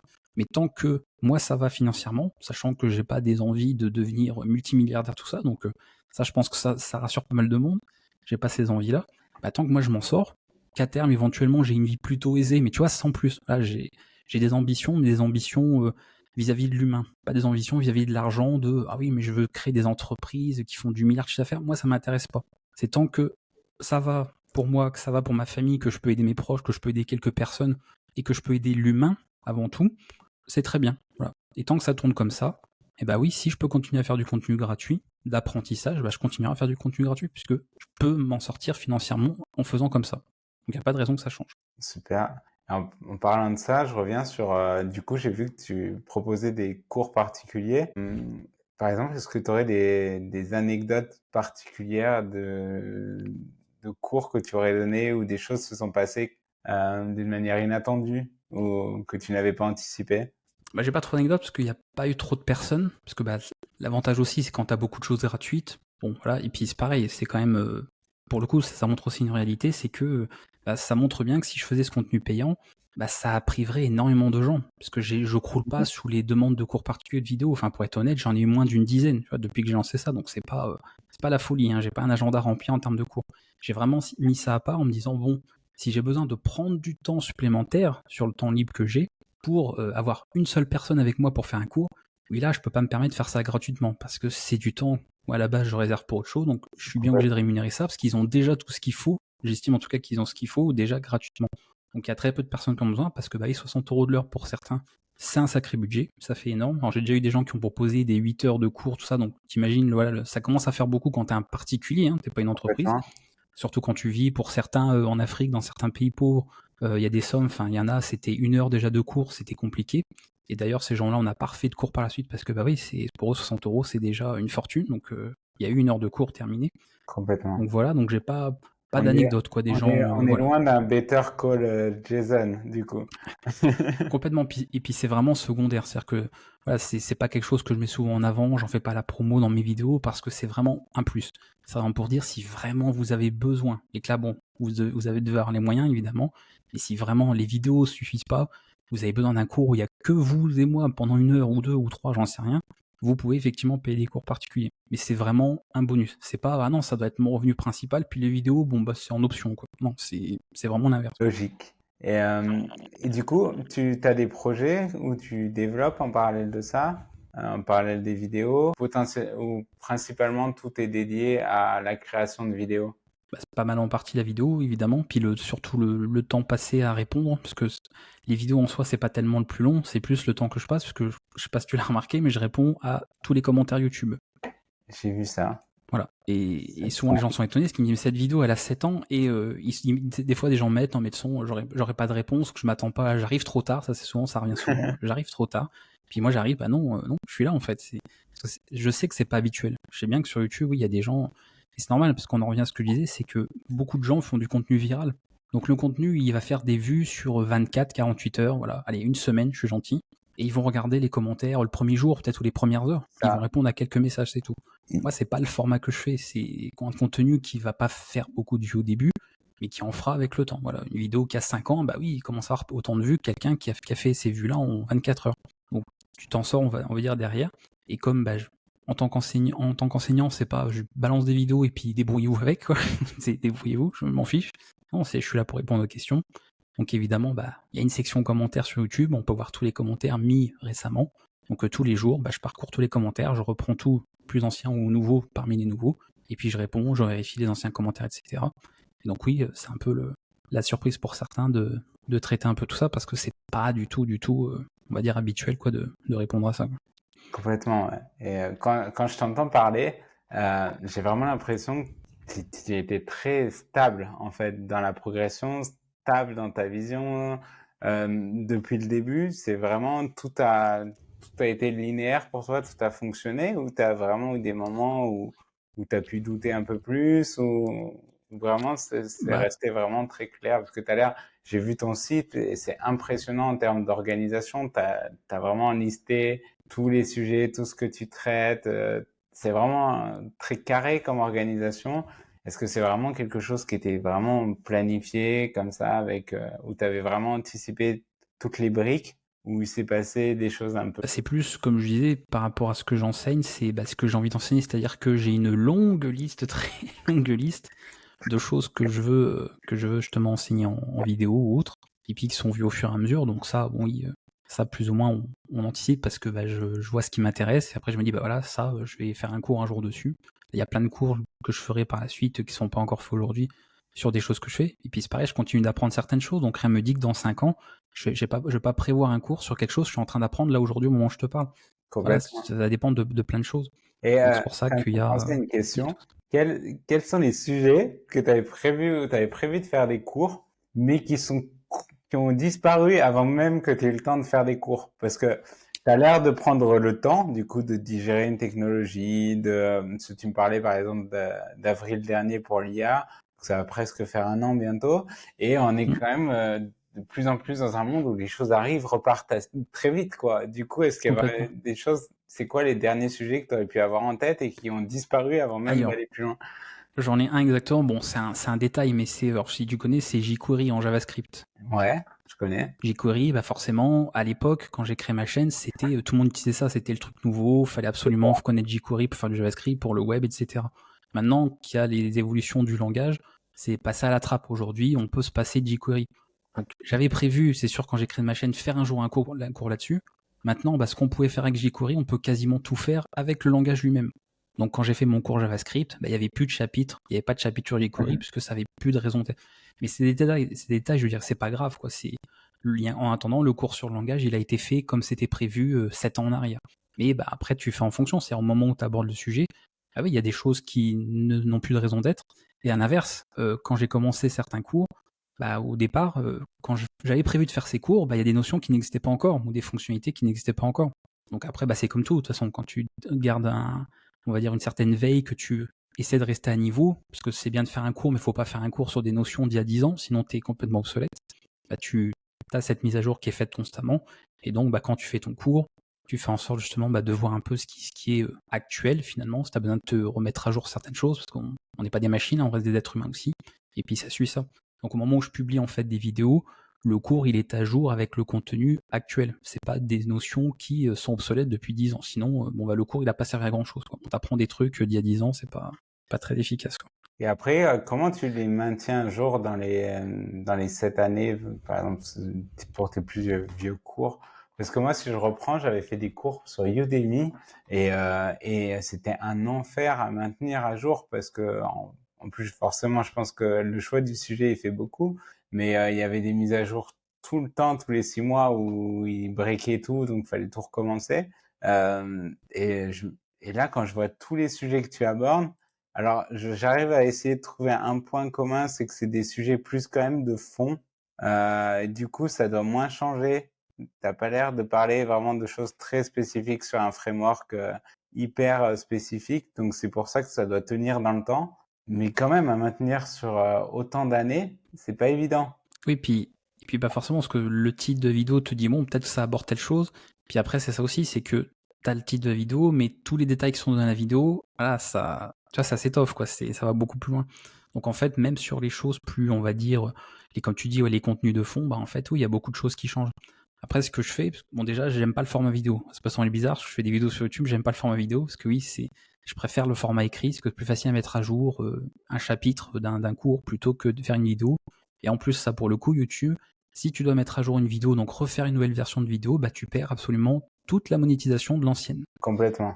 Et moi en plus, voilà, comme je disais, bon, l'argent, non, on veut pas garder l'argent, c'est que moi, mes vieilles versions de vidéos, parce que le cours langage C, HTML, Python, les versions actuelles là, qui sont publiées, c'est des nouvelles versions déjà. C'est pas les versions qui étaient au tout début. Et D'accord. d'autres youtubeurs, qu'est-ce qu'ils auraient fait? D'autres personnes sur YouTube, bah, ils auraient laissé les vidéos en non répertoriées ou ils les auraient laissées sur la chaîne parce que ça fait un peu de rémunération, tout ça. Non, non, moi je m'embête pas, j'estime, bah, ce contenu-là, de toute façon, il y a une nouvelle version, donc il est plus de qualité par rapport à l'actuel. J'ai supprimé les vidéos. Donc tu vois, j'ai renoncé à ces revenus-là que j'ai gagnés sur ces anciennes vidéos parce que je voulais que les gens aient le meilleur contenu et pas le contenu qui datait d'il y a quelques années en arrière. Donc oui, tu peux pas, malheureusement, de toute façon, en vidéo, tu peux pas être tout le temps à jour, c'est pas possible. Sinon, il faudrait mettre à jour tes vidéos tout le temps, tout le temps, tout le temps. Donc le meilleur moyen, bon, bah, c'est sur certains sujets, évidemment, ça bouge pas beaucoup. Et moi, ce que j'essaie de faire, parce que quand même sur beaucoup de langages de programmation ou d'outils qu'on peut retrouver, tu as beaucoup de fonctionnalités aussi en amont. C'est-à-dire quand tu tiens une certaine veille ou autre, tu as des outils parfois qui sont pas encore pris en charge partout. Mais tu as la documentation, tu as tout ce qu'il faut, si tu te renseignes un peu, tu as tous les éléments. Donc parfois, j'ai déjà abordé dans des vidéos des contenus, des notions qui n'étaient pas encore prises en charge partout. Mais je le fais en amont, c'est-à-dire je pars du principe, bon bah oui, la personne s'il voit la vidéo aujourd'hui, il va peut-être tester un truc sur son navigateur web, il verra que ça marche pas. Et il va me répondre en commentaire, moi ça marche pas sur mon navigateur, je comprends pas. Et là je lui expliquerai, bah c'est normal, c'est pas pris encore en charge tout ça. Mais la personne qui verra la vidéo dans 5 ans, bah lui il sera en plein dedans. Donc ce sera bon. Donc des fois même je parle dans mes vidéos, et bien en fait je parle à l'abonné du futur, quoi, quelque part. Comme si tout était déjà pris en charge. Donc c'est pas facile, il faut faire une petite gymnastique. Tu Mais voyages au dans moins, le bah, futur. ça permet on va dire, de gagner quelques mois, quelques années sur certains contenus. Pas en te disant, bon, bah, je viens de faire une vidéo, bon, bah, demain elle est obsolète, quoi. Faut en refaire une nouvelle version, parce que là, c'est pas possible. Et de toute façon, malheureusement, dans l'absolu, voilà, une vidéo, ce sera jamais autant maintenable à jour que de l'écrit, même si on peut limiter quand même un peu, on va dire, la casse, quoi. Complètement, complètement d'accord avec toi. Moi, j'en avais fini par donner un Notion avec où je remettais toutes les parties à jour, tu vois. Et du coup, voilà, dans le format écrit, je pouvais remettre tout ce qu'il fallait changer à chaque fois pour que ça soit à jour. Mais Ah oui, c'est pas évident en format vidéo, surtout sur YouTube où tu ne peux pas remplacer une vidéo. moi j'aurais rêvé d'un YouTube, mais tout pareil, mais à l'écrit. Si à l'époque, bah, YouTube c'était un site où tu faisais des cours à l'écrit, eh ben, j'aurais été, mais c'est le paradis en fait. Parce que là, oui, ah, super. Parce que là, dès que tu as besoin de mettre quelque chose un jour, un paragraphe, tu as fait une erreur quelque part, tu peux la corriger, ça va. Là, tu fais une petite erreur sur une vidéo, bon, bah, soit tu la laisses, tu le signales, soit bah, tu refais une nouvelle vidéo, mais tu perds tout. Donc c'est pas. Bon, vraiment, non, le format vidéo, j'aime pas. S'il fallait choisir, je préfère 1000 fois l'écrit, quoi. Et Mais il y qu'est-ce avait que YouTube. Et là, aujourd'hui, qu'est-ce qui fait que du coup, tu n'essayes pas d'autres formats qui pourraient être un peu plus écrits, newsletter ou ton site? Ce que tu pourrais Ah, mais très c'est bien déjà faire, le. ton trafic, est-ce qu'il y a beaucoup de gens qui suivent tes formations via ton site comparé à YouTube? Déjà enfin pour le format écrit, c'était déjà même le cas avant, parce que moi j'avais fait un site justement à l'époque où j'avais commencé justement de faire des cours de programmation à l'écrit. C'est pour ça que je dis vraiment tout a commencé à l'écrit. Moi ça remonte vraiment aux années 2000. Et si je prends, je te parle du site de tout à l'heure là sur l'ICO, c'était 97. Enfin là, c'était vraiment les années avant les années 2000 pour certaines choses, donc c'était assez vieux. Donc tout est parti de là. Et le site que j'ai fait à l'époque avec des cours écrits, bah, c'est un site que j'ai pas abandonné. C'est-à-dire que c'est un site que j'avais fermé parce que HTML5 n'existait pas à l'époque, par exemple. Voilà, ça te donne un peu une idée de En l'ancienneté du truc. effet. Et je dis, voilà, bah, je ferme le site parce que j'étais arrivé avec mes études, j'avais plus vraiment le temps de m'occuper parce que pour le coup, hein, quand t'es lycéen, bah, c'était que du loisir, hein, c'était sur du temps libre. Et là, avec mes études, j'ai dit, maintenant j'ai mes études. Ce site, donc, je le mets en pause. Je mettrai à jour avec les technologies parce qu'il y avait nouveau HTML, nouveau CSS, etc. Et puis tout ce qui est arrivé encore aujourd'hui. Et un jour, je rouvrirai ce site. Et c'est pareil, le truc, c'est que t'as souvent des gens, bon, ils disent, voilà, un jour je ferai ci, un jour je ferai ça, et puis ils tiennent pas forcément leurs engagements, ou alors, bon, ils disent, bah, je ferai ça, puis ça n'arrive jamais. Et moi, le truc, c'est que, bah, quand je m'engage dans quelque chose, je le fais. Donc là, j'ai un site, il a fermé, mais ce site, dans quelques mois, quelques années, il réouvrira. Et il y aura donc, bah, les cours, ce que je faisais à l'époque, bien évidemment, mis à jour, fait mieux, hein, fait plus dans l'air de temps, mais il y aura, bah, des cours, justement. Donc tout ce qui m'intéresse, tu veux, ça va être comme YouTube, mais en mieux, parce que je pars du principe que ce sera mieux, parce que c'est de l'écrit, c'est plus facile d'aborder plus de contenu, de renvoyer vers d'autres liens, etc. Mais il y aura en fait bah, de la formation à l'écrit qui sera disponible. Et après, pareil, bah, en fonction, est-ce que ce sera donc gratuit sûrement par défaut? Après, est-ce qu'il y aura un système d'abonnement? Ça, j'en avais parlé bah, quand j'avais fait mon dernier live, justement, pour financer éventuellement par abonnement, ce genre de choses. Mais il y aura quand même ces cours-là qui seront disponibles voilà, par la suite, quoi. Trop bien, j'imagine que ta communauté, elle est très en attente de ça, quoi. Bah, y a pas mal oui, de gens qui aiment bien, puis encore une fois, là c'est plus simple, tu veux mettre à jour n'importe quoi, enfin, si je devais vraiment que j'avais le choix de gagner voilà, financièrement ce qu'il fallait, soit par l'écrit, soit par la vidéo, je ferais que de l'écrit, parce que c'est tellement plus pratique tout ça. Alors oui, des gens préfèrent la vidéo, peut-être parce que malheureusement, bah, on les a pas aidés à apprécier aussi l'écrit, parce que je pense que si on fait l'effort, on peut faire intéresser ça aussi à tout le monde, la lecture, ce genre de choses. Et c'est plus simple voilà, pour celui qui écrit, bah voilà, une techno qui a changé, quelque chose qui est plus disponible, un module qui a changé de nom, ce genre de choses, bah tu dois pas faire une nouvelle vidéo, alors qu'il y a peut-être que 30 secondes ta vidéo qui a changé, mais il faut refaire toute la vidéo de 25 minutes. Là, tu changes juste ton paragraphe, C'est tu mets ça. à jour, tu as la date de mise à jour terminée, et les gens ont toujours un truc constamment à jour. Si c'est pas le cas, au pire, tu fais un système de signalement, ils peuvent rapporter un bug ou n'importe quoi. Voilà, tu as plein d'outils. YouTube, bah, dès que tu dois refaire un nouveau truc, tu perds tout ce qui a été fait avant. Ils gardent pas en fait ta rémunération, ils basculent pas tout ça. Tu peux même pas vraiment, ou tu peux faire si des corrections avec du montage, mais enfin, bien compris que tu passes un temps fou, faut réencoder, enfin c'est pas possible quoi. C'est pas du tout conçu pour ça. Ouais, complètement. D'ailleurs, peut-être que les IA vont nous aider pour ça. Parce que le jour où Ce on serait aura bien, la transcription ouais, et pour qu'on le coup. pourra changer la transcription et qui rechangera ta voix à ce Mais, moment-là. mais je suis même pas sûr, parce que je comprends en fait. Il y a beaucoup de gens, j'en discutais avec certains collègues qui disaient ouais, je comprends pas pourquoi Google ils font pas le nécessaire pour ça, ils devraient pouvoir, etc. Et je leur expliquais. Après, je peux me tromper, mais je leur dis bah, je comprends en fait pourquoi. C'est pas une question de ils peuvent pas le faire ou ils veulent pas le faire, c'est juste une question de droit. C'est-à-dire qu'on prend le cas de l'annonceur. Tu vois, tu as un annonceur, tu te positionnes sur une vidéo. Bah, c'est comme un tweet, ou c'est comme par exemple, oui, bah, c'est ça, un tweet ou n'importe quoi. Si tu modifies la vidéo, le contenu a changé, qu'est-ce qui te dit que l'annonceur il valide le nouveau C'est ça. contenu? Ou les C'est-à-dire que YouTube commentaires. est, voilà, Ou les... YouTube bah, comme un commentaire, par exemple, tu mets un commentaire épinglé, je sais pas si tu as remarqué sur YouTube, voilà, tu épingles un commentaire, si tu modifies le commentaire, tu vois, il est désépinglé. Il Eh y a des oui, gens qui, à l'époque, pensaient que c'était un bug. Je leur dis non, c'est pas un bug. C'est que quand tu épingles un commentaire, imagine, tu épingles le commentaire d'un abonné, parce qu'il a dit un message, voilà, sympa, encourageant, tout ça. et qu'entre-temps, il modifie le commentaire, il met une insulte. Tu viens d'épingler une insulte. Donc forcément, bah oui, le message a changé, bah voilà, ça se remet dans l'état par défaut. C'est à toi de le réépingler pour montrer, oui, j'ai vu la mise à jour et je revalide à nouveau. Je Bah là, suis c'est OK avec pareil. ça, ouais. Voilà, tout contenu YouTube est nouveau. En plus, on parle là ici d'annonceurs, il y a des droits, et puis c'est les droits américains, c'est pas comme dans tous les pays, donc c'est différents droits selon les pays. Il y a des enfants aussi. Donc oui, tu peux pas te dire, oh bah il a mis à jour sa vidéo, donc c'est bon, ça doit être sûrement pareil qu'avant. Bah non, c'est une mise à jour, il y a du nouveau contenu, donc il faudrait revalider tout. Donc oui, considère ça comme un nouveau contenu. Et oui, l'annonceur, bah, il peut pas te continuer de donner l'argent tel qu'il faisait avant, parce que c'est plus la même vidéo en fait, c'est quelque chose de nouveau. Complètement. Ça a du sens, ouais, en effet. Donc on va peut-être pas le voir arriver tout de suite, Je pense malheureusement. pas. On va arriver à 1 heure déjà, bientôt. Ouais, ça passe vite. Ça passe vite, ouais. Je m'étais dit ça quand j'ai vu les lives de 6 heures. Je me suis dit qu'on allait vite arriver à l'heure. Il y a un point qu'on n'a pas abordé que toi. Ah, ce que tu veux. Moi, ça là-dessus, je suis pas. Ça peu importe sur. Bah, si on parlait, oui, bon, on parlait des contenus. Qu'est-ce On n'a pas fait comment tu t'organises. Oui, par exemple.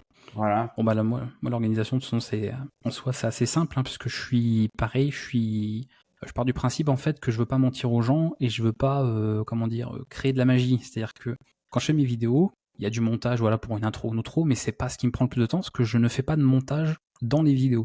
C'est-à-dire que si, sur un cours, à un moment donné, je me trompe quelque part, alors que ce soit une erreur vraie ou une faute d'inattention, parce que oui, tu es en train de t'enregistrer, tu parles, tu peux des fois écrire autre chose que ce que tu es en train de dire, là, peu importe l'erreur, il y en a beaucoup, je le sais, ils vont couper au montage cette erreur. Et donc toi sur la vidéo finale, bah, tu as l'impression que tout est beau, tout marche du premier coup. Et moi je le laisse. Et même si ça fait 10 minutes de plus sur la vidéo, c'est pas grave. Et j'ai des vidéos, des fois tu me vois faire une erreur, peu importe la raison, et je vais corriger l'erreur en vidéo. Parce que je veux pas que les gens se fassent l'image que quand tu es programmeur, quand tu as atteint une certaine expérience haute, bah, c'est bon, tout est beau du premier coup. C'est pas vrai en fait. Et il y a beaucoup de vidéos, encore une fois, je critique pas les gens qui font ça, ils font ce qu'ils veulent et c'est peut-être ce qu'ils veulent. Ils veulent peut-être montrer ce qu'il y a de mieux, donc ça, c'est eux que ça regarde. Mais moi, je montre les choses telles qu'elles sont vraiment. Et que oui, malgré l'expérience que je peux avoir, malgré ce que je sais faire, bah, je fais des erreurs comme tout le monde, qu'elles soient volontaires ou juste d'inattention, et ça n'empêche pas de les corriger. Parce que je connais aucun développeur qui produit un projet sans bug, sans erreur du premier coup, ça n'existe pas. Je pense pas en tout cas. Et c'est ça pour tout. Comme un peintre, un dessinateur, combien de fois il va gommer, enlever certains traits, refaire un certain trait. Parce que tu vas faire un trait du premier coup, il sera pas dans la, voilà, il va pas suivre la trajectoire que tu voulais, donc tu vas l'effacer, tu vas recommencer. Les dessinateurs font ça quand on les voit faire en direct. Bon, voilà, quand tu dessines, tu te recorriges tout le temps, tu fais ton croquis, tu passes ton temps à le faire. Et je trouve qu'en développement, ça manque beaucoup. Tu vois très peu les gens écrire du code et finalement se dire non, ce code-là il va pas, je le supprime, ou non, je le change. C'est tu regardes des tutos, il faudrait que tout soit parfait, donc tu vois tout de suite le code qui marche et qui est bon. Ouais, mais on sait très bien que tu as passé 1 heure en fait à écrire ce code, t'as pas passé 20 minutes comme tu le montres en vidéo. Et moi, je veux montrer les 1 heure qui ont fait que à la fin, j'arrive au code qui marche. Mais c'était pas le code du début. Voilà. Ce qui est intéressant là-dedans, c'est que tu montres un chemin par lequel tout le monde va passer. Et du coup, en montrant ça, tu montres aussi comment tu résous le problème. Et du coup, tu accompagnes les gens. Et c'est peut-être pour ça d'ailleurs que tu n'as pas tant d'appels que ça. Peut-être que pour ton business plan des cours particuliers, il faudrait nettoyer ça parce que les gens ils se diraient ah ça marche pas pour moi, lui c'est évident, il doit avoir un truc magique. Ah bah tout bête, hein, si je voulais avoir plus de sollicitations, on va dire financièrement parlant, il faudrait juste pas répondre aux commentaires. Ouais. Si je faisais payer le support que je fais en commentaire, sachant que c'est ce qui me prend le plus de temps au niveau de mon travail sur YouTube, bah oui, non mais là c'est bon, là je pourrais partir au Bahamas, là, évidemment, parce que c'est vraiment, hein, mais l'enregistrement des vidéos, la préparation, c'est quand on me dit le temps que ça va me prendre, c'est que dalle en fait. Parce que tout est dans ma tête, je prends pas de notes, j'écris pas de script, voilà, faut le savoir. Moi je fais pas de vidéo avec des scripts de texte. D'accord. Voilà. C'est des fois, je note vite fait les points que je veux absolument aborder. Et souvent, bon, je note, genre, je vais noter, tu vois, je vais faire une liste de 5 points. Je vais noter, voilà, 5 mots. Et puis, bon, à la fin de la vidéo, il y en avait 10. Bon, parce que, voilà, j'ai toujours rajouté des choses ou je veux toujours en faire un peu plus pour rentrer un peu plus dans le détail. Mais c'est tout. Tu vois, j'ai pas un script fait à l'avance, un texte où je sais que je dois absolument réciter ça. J'ai un code qui est tout prêt. Tout est fait tel quel. Et c'est la réalité, en fait. Voilà. Parce que souvent les gens après quand ils apprennent, et ça c'est un peu je trouve le piège, c'est que toi tu es leur mentor quelque part, tu es leur professeur, hein. Beaucoup de gens m'appellent professeur, mentor, maître, certains, ce que ça se dit selon les pays, c'est le sensei, ouais, c'est le mentor, c'est le nom qui est donné. Et il y a toujours forcément cette hiérarchie qui se crée, comme si toi tu savais tout faire, et eux comme ils sont en train d'apprendre, ils savent rien.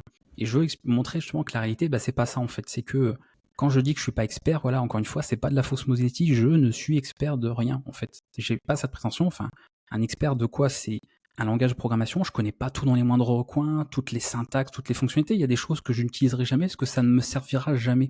Donc ça serait prétentieux de dire oui, je suis expert de ce langage, je connais toute la documentation, oui, je peux la rester par cœur. Bah non, non, désolé, c'est faux, donc je vais pas mentir. Et forcément, bah, je garde cette réalité dans les vidéos, même si je sais que oui, il faudrait normalement faire du montage, tout couper, cacher les erreurs et puis montrer ce qui marche pour avoir l'impression de voici la méthode miracle pour devenir programmeur expert en une semaine. En une Ah oui, c'est sûr que semaine. c'est du marketing, ça fait vendre. C'est vrai, le marketing fonctionne comme ça. Mais moi, je fais pas du marketing pour le coup. Je propose des choses, c'est pas mon métier, voilà, le marketing. Même si pourtant, je saurais comment faire dans les grandes lignes. Voilà, Tu sais, on je dit m'en que bats. la sagesse, c'est d'avoir un pouvoir et de choisir de ne pas l'utiliser. Tu vois, c'est un peu ça ce que tu me racontes, c'est qu'en fait, tu sais très bien faire du marketing. C'est juste que par rapport à tes valeurs et par rapport à ta vision, tu choisis de ne pas l'utiliser. Donc c'est très cool, hein, en fait, quand on arrive là et qu'en final, c'est un win-win pour tout le monde, ta situation là. Donc c'est vraiment bien. Je pense franchement qu'il en faut pour tout le monde, parce qu'il y a aussi des gens qui ont besoin de payer cher d'un coup et pour passer un espèce de déclic mental et se dire j'ai payé maintenant, je rentabilise, tu vois. Je pense qu'il y a Totalement. vraiment, c'est vraiment bien du coup qu'il y ait des personnes qui se positionnent pour tout type de marché parce que ça permet de répondre aux besoins de tout le monde et à la fin, ce qu'on veut, c'est que tout le monde apprenne, tu vois. Donc c'est vraiment bien, quoi. Ouais, c'est pour ça que j'aurais jamais critiqué, dire oh là, ces gens ils vendent ça à 10 000 euros. Bah, en fait, s'ils estiment que c'est le prix que coûte leur travail et le temps qu'ils ont passé, j'ai pas vu sur leur compte, sur leur quotidien. Ça se trouve, ils ont un prêt bancaire à rembourser, que oui, bah, s'ils vendent pas leur formation à tel montant, bah, ils s'en sortent pas ou juste ils rémunèrent pas le temps de travail. Donc on peut pas, ce serait trop facile de juger les gens en disant oui, ça c'est un peu cher tout ça. Bon, déjà, la valeur marchande, c'est le prix que les gens sont prêts à payer. Donc de dire ah, ça vaut pas tel prix, bah, s'il ici se vend, si, ça vaut visiblement ce prix parce que les gens l'achètent, donc c'est bien la valeur du prix. Mais voilà, c'est propre à chacun. Et après, voilà, c'est ce que j'ai expliqué aux gens, c'est que si je voulais vraiment, si mon but premier c'était de faire de l'argent, bon déjà je ferais pas cette chaîne-là, c'est clair. Et je sais comment faire. En fait, ça peut sembler bizarre de dire comme ça, mais c'est très simple de faire beaucoup d'argent sur YouTube. Là où les gens passent leur temps à dire c'est compliqué, il y a tellement de chaînes, de trouver sa place là-dedans pour être vu. Non, c'est hyper facile en réalité de se positionner sur ce qu'il faut, de trouver les sujets qui buzzent, de mettre les bons mots-clés. Là, j'avais fait une fois l'expérience en live sur Instagram où j'avais dit aux gens, vous allez voir, je vais mettre une photo avec les bons hashtags et les bons termes. Elle va être regardée par des centaines de personnes. Je l'ai fait en live, j'ai montré, j'ai dit regardez, là en quelques secondes, il y a des centaines de vues sur la photo. J'ai dit oui, parce que en fait, tu mets les bons mots-clés qui font voir, ça n'avait pas forcément rapport avec la photo, mais c'est de l'algorithme. Donc tu mets les mots qui sont regardés, tu vas tomber dans les impressions des smartphones des gens, et ton image, elle est vue, alors que tu as fait, entre guillemets, n'importe quoi. Et là, parce que tu suis la mécanique et ça fonctionne. YouTube, c'est pareil. Si tu veux faire plein de vues sur YouTube, bah, tu crées la chaîne avec les thématiques qui buzzent. Il y a des sites qui répertorient les tendances par pays. Voilà, tu sais que dans tel pays, il faut parler de tel sujet, tel sujet. Bah, tu passes ton temps à faire des vidéos sur ces sujets selon le pays, à quelle audience tu t'adresses, et tu feras forcément des vues, même si tu pars de zéro, contrairement à quelqu'un qui fait seulement ce qu'il a envie de faire. Et puis bon, là, tu croises les doigts en espérant qu'il y ait des gens qui viennent te faire tomber dessus. Et c'est Ok. facile de faire des vues sur YouTube ou TikTok. Si tu es sur les sujets tendances, bien sûr, voilà, tu parles des sujets qui fâchent, tu parles des sujets polémiques. Bah là, en informatique, on parle de l'IA. Tu es sûr de faire des vues quand tu parles de l'IA aujourd'hui. Après, Complètement. attention, si tu parles juste de l'IA au sens strict, s'il y a plein de gens qui le font, ça devient compliqué. Mais il faut creuser. Tu regardes les sujets de tendance dans l'IA. Et puis là, tu vois qu'on parle peut-être de telle chose. Là, il y a peut-être eu un scandale sur tel truc. Et tu affines. Exactement. Tu Et là, affines tes mots-clés, tu affines tes termes. Et là, tu ressors du lot. Et voilà. c'est clair, mais en effet, très très clair. Et donc, super intéressant. Maintenant, oh, tiens, ouais, on va terminer tranquillement par ça. Mais je pense que je vois à peu près la réponse que tu vas donner. Mais dans les podcasts, on demande souvent aux gens s'ils pouvaient dire une seule chose Mmh, alors, je vois. par exemple, si on pouvait dire une seule chose au Jason de la fin de ses études, qu'est-ce que ça serait? C'est une question qu'on pose souvent et que j'aime bien en fait, parce que ça révèle quand même pas mal de choses sur ce que les gens ils auraient changé, fait différemment, est-ce qu'ils avaient anticipé ou pas. Et du coup, je te la pose. Jason, si tu pouvais dire quelque chose au Jason de la fin de ses études qui était là, ne trouvait pas d'emploi, qu'est-ce que ça serait? Alors, j'aurais pas forcément dit fais exactement ce que j'ai fait actuellement, quoi, je veux dire, hein, ce que j'ai fait là. J'aurais juste dit suis tes décisions ou fais les choix que tu as envie de faire. quel qu'il soit, et peu importe en fait que les gens te le recommandent, ou les gens au contraire te disent ah non, fais attention, et peu importe les échecs. C'est-à-dire que je peux pas dire que je referais exactement la même chose, puisque il y aurait peut-être d'autres paramètres, d'autres facteurs qui feraient que ça changerait, mais juste de me dire j'ai toujours suivi mes décisions, sans me dire que je prends forcément la bonne décision. C'est même pas le sujet. C'est pas de se dire oui, je fais forcément le bon choix, j'en sais rien. Tu peux le voir, tu peux le savoir qu'à terme. C'est plus de dire c'est ce que j'ai envie de faire, et je vois pas l'échec comme une fatalité, et je vois pas l'échec comme quelque chose à éviter. Dans mon quotidien, pour moi, déjà, j'ai pas l'impression d'avoir des échecs dans ma vie, dans le sens où en fait, c'est qu'un terme, voilà, échec, réussite, c'est juste le nom que tu mets, en fait, l'étiquette que tu mets sur ce qui s'est passé. Mais en soi, ça fait partie de la vie. C'est ça qui nous construit, c'est ça qui nous aide à avancer, qui fait acquérir de l'expérience. Donc voilà, c'est juste ce que je dirais, c'est continue de croire en tes choix, fais les choix que tu as envie de faire, qu'importe ce qui se passe derrière, voilà, il se passera ce qui se passera, mais crois en ça, n'aie pas peur d'agir et de rester passif, et suis simplement le chemin qui doit être suivi, quoi. Peu importe ce qu'on peut te dire d'ailleurs, ton entourage, ta famille, que sais-je. Parce que c'est toujours compliqué quand tu travailles puis que tu gagnes zéro, t'as toujours la famille qui s'inquiète, mais tu vas t'en sortir tout ça, Complètement. évidemment. Donc non, tu Surtout il y a continues parce quelques que années, c'est un surtout il y choix. a 10 ans. Encore Complètement. qu'aujourd'hui, je pense que ça peut rentrer dans la tête de tout le monde. Mais il y a 10 ans, je pense que c'était un choix déjà beaucoup plus compliqué à faire, en effet. Tu parles de chemin et quand je vois ton parcours et que j'entends ta façon de parler, j'ai plus l'impression que c'est même un escalier. En fait, tu construis et en fait, c'est robuste, quoi. C'est que chaque marche, tu la montes tranquillement et ça s'écroulera pas du jour au lendemain, tu vois, ce que tu construis.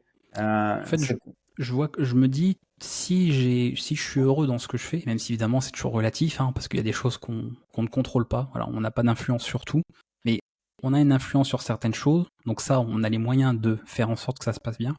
Donc je me dis, si j'ai fait mes choix en toute considération, donc mes propres choix, c'est-à-dire qu'on me les a pas imposés, ou j'ai pas l'impression en tout cas qu'on m'ait influencé, qu'on me les a imposés, et que je suis heureux avec ça, que ça mène à un échec ou une réussite, on s'en fiche. Voilà.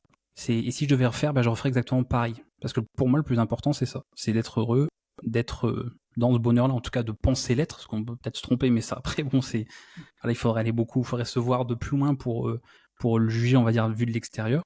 Mais c'est le plus important. Et j'ai aux gens, n'attendez pas d'être en dépression, n'attendez pas d'être chez le psy pour vous dire, j'ai bossé 40 ans dans un métier que je n'aime pas, où je me suis enfermé dans une prison de vie que mes parents ou mes proches ont choisi pour moi, parce que c'est pas eux qui seront là en fait le jour où vous serez face à vous-même, et faites vos propres choix. Oui, on vous dira mais ça c'est risqué, mais ça tu te rends pas compte, mais si, mais ça tu devrais pas, évidemment, parce que les gens s'inquiètent pour nous quand ils nous aiment. Donc oui, c'est eux qui ont plus peur finalement de nous, et souvent on renvoie cette peur sur nous. Mais faut faire les choix, voilà, qu'on veut, en se disant moi c'est ce qui me rend heureux. Et après, on n'a rien à prouver, je veux dire, voilà, aux autres. On n'a même pas à prouver à soi-même finalement. C'est juste de se dire, la vie, elle est faite pour vivre heureux. Sinon, je vois pas trop l'intérêt. Je pense que c'est la première chose quand même aussi. De dire, essayons de faire dans ce sens-là. Et que vivre heureux, parfois, oui, c'est pas forcément de faire les meilleurs choix. C'est parfois passer par des étapes où on se dit, mais merde, là, j'ai été pendant ce moment-là malheureux, mais ça a amené autre chose. Ça a mené à quelque chose d'après.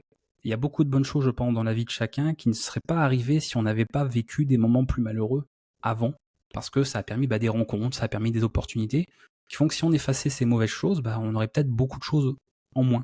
Et après, c'est à chacun de peser le pour et le contre. Qu'est-ce qu'il préfère? Est-ce qu'il aurait préféré enlever les bonnes choses? Voilà, il faut penser un peu à tout ça, que parfois tu as un mauvais événement qui t'amène à un bon, et donc si tu supprimais le mauvais, le bon qui est arrivé après ne serait jamais arrivé. Est-ce que tu es prêt à renoncer à ce bon événement? Finalement, pas sûr. Donc voilà, il faut poser le pour et le contre et de se dire finalement, oui, la vie c'est pas toujours forcément, on peut pas tout contrôler, mais si on voit tout comme un événement et pas comme une réussite ou un échec, et qu'on se sent heureux, ça me semble être en tout cas le plus important. J'ai l'impression que à partir du moment où on fait des choses, qu'on a l'impression que c'est les choses qu'il faut faire au moment où on les fait, ça se passe bien. J'ai rarement entendu des gens regretter d'avoir fait des choses. J'ai plutôt entendu des gens regretter de ne pas avoir fait des choses, tu vois. C'est ça, très souvent.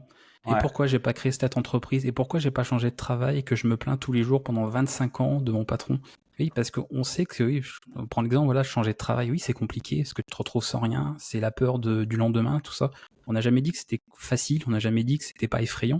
Mais si on prend pas cette peur à bras le corps et qu'on fait pas l'effort, bah, on subit en fait, et puis oui, peut-être voilà, plus tard on regrettera, on aura des remords, on se dira mince, si j'avais su, si j'avais su. Et voilà, c'est de prendre ses décisions, peu importe ce que les gens peuvent penser, et de faire avec en fait, parce qu'on se construit en fait là-dessus, quoi. Ça fait partie de la vie. En tout cas, là, ton parcours en est une démonstration de ça, en fait. Tu as l'air épanoui, heureux dans ce que tu fais. Et je pense que tu le redonnes pas mal à ta communauté aussi. Donc, c'est vraiment une relation gagnant-gagnant qui a l'air de profiter à pas mal de personnes. Donc, c'est plutôt bien. Félicitations pour ça. Merci bien. Bon, on essaye, ouais, c'est vrai, essayer de transmettre quelque part, comme j'ai dit, de contaminer les gens avec cette curiosité d'être passionné, parce que moi c'est aussi peut-être un des éléments qui m'a poussé à ça, j'ai discuté avec certaines personnes qui me disaient qu'ils n'avaient pas de passion, tu vois, qu'ils n'avaient pas de choses qu'ils aimaient vraiment. Alors oui, on peut aimer aller au cinéma, ce genre de choses, mais c'est plus des passe-temps, des loisirs. Et quand j'ai échangé avec certaines personnes, au point voilà, qu'il y a des gens me disent qu'ils n'avaient pas de passion, pour moi c'est assez impensable en fait, ça va être bizarre, mais de me dire oui, il y a tellement de choses dans la vie, en fait, de manière générale, que de pas avoir de passion pour quoi que ce soit. C'est-à-dire qu'en fait, c'est un peu comme si, tu vois, t'attendais le temps qui passe et t'attendais la fin, quelque part. Et que, t'es né, t'as pas choisi de naître, et puis, la vie, elle se passe, donc voilà, tu fais tes études pour décrocher ton diplôme, parce qu'il te faut ton diplôme pour ton travail, parce qu'il te faut ton travail pour gagner de l'argent, et ensuite construire ta vie, trouver quelqu'un, avoir des enfants, acheter ta maison, bref. Et puis t'attendras la fin jusqu'à la mort, et puis voilà, c'est comme ça. Et t'as des gens qui, malheureusement, vivent vraiment comme ça, voilà.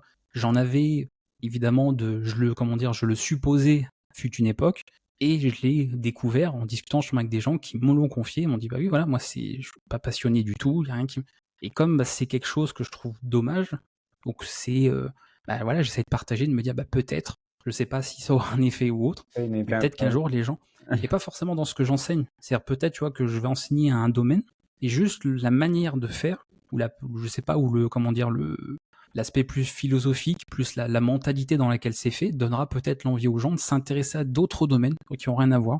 Moi, il y a des gens qui sont partis dans des trucs. Il y a quelqu'un, pardon, il s'est mis à la forge, donc absolument rien à voir avec ce que je fais. Mais juste que voilà, et si. Alors, il dit que c'est grâce à moi, mais moi je dis surtout que c'est grâce à lui-même, parce que voilà, c'est qu'il a, tu vois, pour le coup, encore une fois, il a fait l'effort de prendre son courage et puis d'y aller. Parce que oui, il se dit jamais je me serais découvert cette passion, jamais j'aurais cru que je m'intéresserais à ça. Mais juste le fait de voir de ce qu'il me disait, quelqu'un qui était passionné comme ça dans plein de choses et qui voulait partager, il a essayé de creuser sur d'autres choses. Et puis un jour, comme par hasard, il est tombé sur ça, voilà, la forge, et il s'est intéressé à ça. Et c'est devenu une passion, voilà, comme une autre. Voilà. Et ça serait peut-être jamais arrivé comme ça. C'est vraiment un domaine qu'il ne connaissait pas en plus. Il a eu le déclic de voir que toi, tu étais passionné. Il a ouvert son champ des possibles en se disant, voilà, c'est ça. Qu'est-ce qui pourrait m'intéresser? Voilà, c'est pas forcément d'essayer de transmettre aux gens les mêmes passions que moi, même si forcément c'est ce que j'enseigne. Bah oui, je vais pas enseigner la forge, je sais pas forger, donc désolé. Pour le moment, peut-être dans plusieurs années. C'est pas prévu. Je dis voilà, ça c'est en exclusivité ici. C'est pas prévu que je fasse de la forge ou de cours là-dessus. Mais c'est plus voilà, je cherche pas à transmettre les mêmes passions que moi en disant les gens non moi j'adore faire du dessin, donc faut que vous soyez fan de dessin, que vous adoriez faire ça. J'adore faire du piano, donc vous devez adorer le piano. Non, si tu détestes ça, il y a pas de problème. On sera copains, il y a pas de souci. C'est plus de transmettre cette envie et de se dire avant d'attendre la fin de ta vie, avant de te dire qu'il y a rien, que rien n'est beau, qu'il y a rien de bon en fait dans la vie, intéresse-toi un minimum à ce qu'il y a et essaye au moins, fais l'effort juste, ou tente de t'intéresser à certaines choses, parce que parfois de loin on se dit oui ça m'intéresse pas plus que ça, et puis après coup tu sais pas. Il y a beaucoup de gens à l'école, l'histoire géographie, ils séchaient les cours, ça les intéressait pas, et aujourd'hui il y en a, ils sont fans de ça, ils en ont peut-être fait leur métier ou pas d'ailleurs, et sont peut-être des gens experts en histoire, sans que ce soit leur métier forcément, alors qu'ils seraient jamais cru un jour tomber amoureux de ce domaine-là, parce que non. Et des fois, c'est le format qui fait que t'as pas forcément envie de faire ton métier de quelque chose, parce que ça va peut-être casser ce côté passion, ce côté amour de la chose, peut-être pour certains, mais si tu le gardes à côté, sur ton temps libre, tu verras peut-être les choses différemment. Voilà. Comme je me verrais pas être cuisinier, par contre j'adore la cuisine. Mais jamais je me verrais devenir cuisinier, parce que non, ça casserait cette passion de la cuisine. J'aurais plus envie de cuisiner parce que c'est dans le rythme de travail, les conditions, tout ça, non, t'es pressé tout le temps. Moi, j'aime bien prendre mon temps. Alors quand je suis chez moi, je cuisine, je prends le temps. Si c'était mon métier, je pourrais pas prendre le temps de cuisiner parce que les clients, ils attendent, ils vont pas attendre 3 heures avant d'avoir leur plat. Voilà. Complètement. Complètement, t'as raison. Tout est contextuel en fait. C'est ça. C'est vraiment lié au contexte. Ouais. Mais complètement, ça me rappelle que pendant mes études, je détestais le développement informatique. Juste Comme pour quoi. la bonne et simple raison que on nous faisait faire des choses, par exemple une calculatrice, toutes des choses qui existaient déjà. Et en fait, moi, le développement, pour moi, c'est une fin en soi pour créer quelque chose, tu vois. C'est comme, c'est les briques, quoi, pour créer un produit, créer un service. Et du coup, là, j'avais pas la finalité, tu vois, j'avais pas la chose à créer qui allait vraiment servir à quelque chose. Donc, du coup, je voyais pas l'intérêt du développement. Par contre, dans ma première mission, quand je suis allé en stage, on m'a demandé de faire une box connectée pour les personnes âgées pour pouvoir les voir en visio sur leur télévision. Et bah là, je me suis mis au développement et j'ai adoré ça parce qu'il y avait un but, tu vois. Ça avait un sens. C'est Donc, ça. vraiment, tout est contextuel, quoi. Ça fait exactement écho avec le problème que je remarque chez pas mal de gens. C'est bien que tu en parles, parce que c'est exactement le genre de choses que je remarque. Où quand j'échange, justement, comme je discute en commentaire avec les gens, je réponds à tous leurs messages. Et très souvent, et j'en ai même reparlé, ce que je disais, je trouve ça embêtant en fait, quelque part. T'as des gens, ils vont s'intéresser donc à un langage, programmation, pour s'intéresser au langage. C'est-à-dire quand je leur demande pourquoi tu as eu envie d'apprendre tel ou tel langage, en fait, il n'y a pas de finalité. Tu vois, ça rejoint exactement ce que tu dis, c'est-à-dire pour eux, c'est le langage, en fait, c'est l'objectif. Et moi, je leur explique, encore une fois, sans prétention, je leur dis, en fait, non, c'est pas ça. C'est le langage de programmation, c'est ton outil, tu vois, c'est ton marteau. L'objectif, c'est pas d'avoir un marteau. L'objectif, c'est peut-être de, je sais pas, construire une maison, ou j'en sais rien après, ou faire du lancer de marteau, j'en sais rien, quelque chose. Il y a un but. Et ça, tu vois, outre le fait où je disais tout à l'heure, les gens qui n'ont pas de passion, je trouve ça dommage, peut-être même triste. Il y a aussi ce côté d'aspect de, sans parler des gens qui ont certaines choses imposées par leurs études ou leur travail, parce que ça, souvent, tu choisis pas. En tout cas, t'as fait le choix qu'on t'impose ça. Mais plus de, tiens, tu t'intéresses à un langage et tu l'apprends. Et la personne dit, pourquoi t'as appris ce langage? Je sais pas. Et des fois, j'ai des gens qui me disent, t'aurais pas des idées d'exercices ou de projets que je peux faire dans, je sais pas, en JavaScript? Et ma première question, c'est de leur dire, mais pourquoi t'as appris le JavaScript? Parce que là, t'es en train de demander des idées de choses que tu peux faire avec. Mais il y a bien eu quelque chose, tu vois, qui t'a poussé à apprendre ça. Très Et bonne non. question. Et Ouais. du coup, j'essaie de retourner le champ en disant, le problème, il est peut-être là, en fait. T'es en train d'apprendre le JavaScript pour apprendre le JavaScript. Tu sais même pas pourquoi tu vas apprendre ce langage. Alors, on essaie de tourner un peu les choses. Et de plus en plus, j'essaie de faire en sorte que les gens y viennent pour me dire, voilà, moi j'ai envie de créer un jeu vidéo, c'est mon projet de rêve. Et donc, j'ai vu que tel langage peut m'aider. Voilà. Ça, c'est un objectif. Ok, ton jeu, même si tu fais un truc en console, au bout d'une semaine de connaissances, tu pourras pas faire grand-chose, mais c'est pas grave. Et quand les gens ont des idées de projet, ils te posent plus la question parce que dès que tu sais faire le moindre petit code, tout de suite tu vas commencer à créer ton jeu, même s'il y aura pas d'interface graphique, il y aura pas Complètement. grand-chose, mais on Ça s'en va, fiche. ça va C'est être un ta projet, c'est un motivation. début de quelque chose. Et c'est c'est pour ça que ça fait exactement écho avec ce que tu disais, le côté de c'est un outil, le langage. Et beaucoup de gens, je trouve, le voient trop comme la finalité, des destinations. C'est bon, je connais le langage, c'est bon, j'ai fini, j'ai terminé. C'est triste, parce que tu apprends un langage pour avoir appris un langage et t'en fais rien. Un peu dommage. Mais t'as raison parce que je t'écoutais et j'étais en train d'essayer de me rappeler quelles auraient pu être les situations où j'aurais appris quelque chose sans avoir un projet derrière. Tu vois là par exemple l'IA, quand je me suis mis l'année dernière, c'est que j'avais une idée d'un produit, j'ai fait le produit, j'ai appris tout ce qu'il fallait sur l'IA en même temps, puis j'ai revendu le produit, tu vois. Mais ça me serait jamais, je serais pas parti tout seul comme ça à me dire tiens je vais apprendre ça pour l'apprendre. C'est vraiment, chez moi, c'est toujours drivé par j'en ai besoin pour faire quelque chose, tu vois. Complètement. Après, je peux comprendre les gens qui veulent apprendre par culture générale, ça se peut. Tu peux très bien, par exemple, dire, tiens, je m'intéresse un peu à la politique. Ça veut pas dire que tu vas en faire quelque chose, juste, t'as envie de comprendre certaines C'est choses. ça. Mais dans la mesure où la personne vient pour me dire, en programmation, t'as pas des idées d'exercice ou de projet, je comprends bien que la personne, elle voulait pas juste apprendre le langage, soit par curiosité, comme ça, pour C'est ça. sa culture. Non, c'est qu'elle veut en faire quelque chose. Et donc, ça veut dire elle a fait les choses à l'envers. Avant même de se poser la question de qu'est-ce que j'ai envie de faire, c'est je dois apprendre le langage. Voilà, c'est comme si les gens ils se mettaient à apprendre le piano, et puis après une fois qu'ils ont fini d'apprendre le piano, c'est bon, ils ont terminé. Puis ils s'arrêtent, puis on passe à autre chose. Non, c'est quelqu'un qui va apprendre le piano. Première chose que je dirais, c'est pourquoi tu as envie d'apprendre à faire du piano. Et peut-être la personne, c'est pour le plaisir de jouer une musique de son enfance, une musique de son animé préféré, de sa série préférée. Ou peut-être qu'elle a à terme envie de jouer devant des gens, sa famille, ou en conservatoire, que j'en sais rien. Et voilà, c'est l'objectif, c'est pas jouer du piano. L'objectif, c'est ce qu'il y a derrière.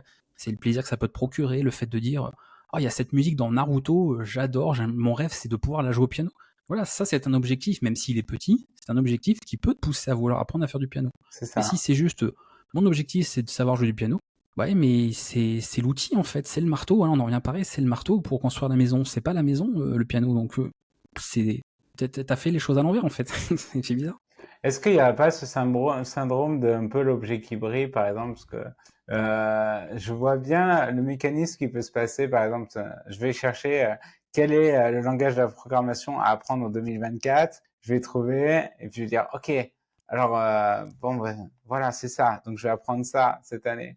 Tu crois pas que les gens ont pu arriver en suivant ça, en Bah, le suivant... problème, oui, bon, là on va loin, mais c'est malheureusement ça, c'est que le problème, c'est le temps en fait.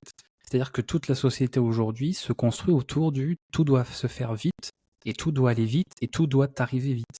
Et c'est pour ça qu'un projet comme TikTok est à la fois un gros problème et à la fois est une mine d'or pour ceux qui l'ont créé, et fonctionne naturellement bien parce que ça joue avec tous les mauvais, tous les travers finalement de l'être humain, qui est de je veux tout de suite. Il faut que ce soit court, faut pas que ça prenne 15 heures. C'est voilà, il y a des gens, ils se renseignent aujourd'hui, ils apprennent, ils suivent des tutos sur TikTok. Il y a des gens, ils cherchent des conseils médicaux sur TikTok. Ils cherchent du droit sur TikTok parce que tout est là et tout va vite.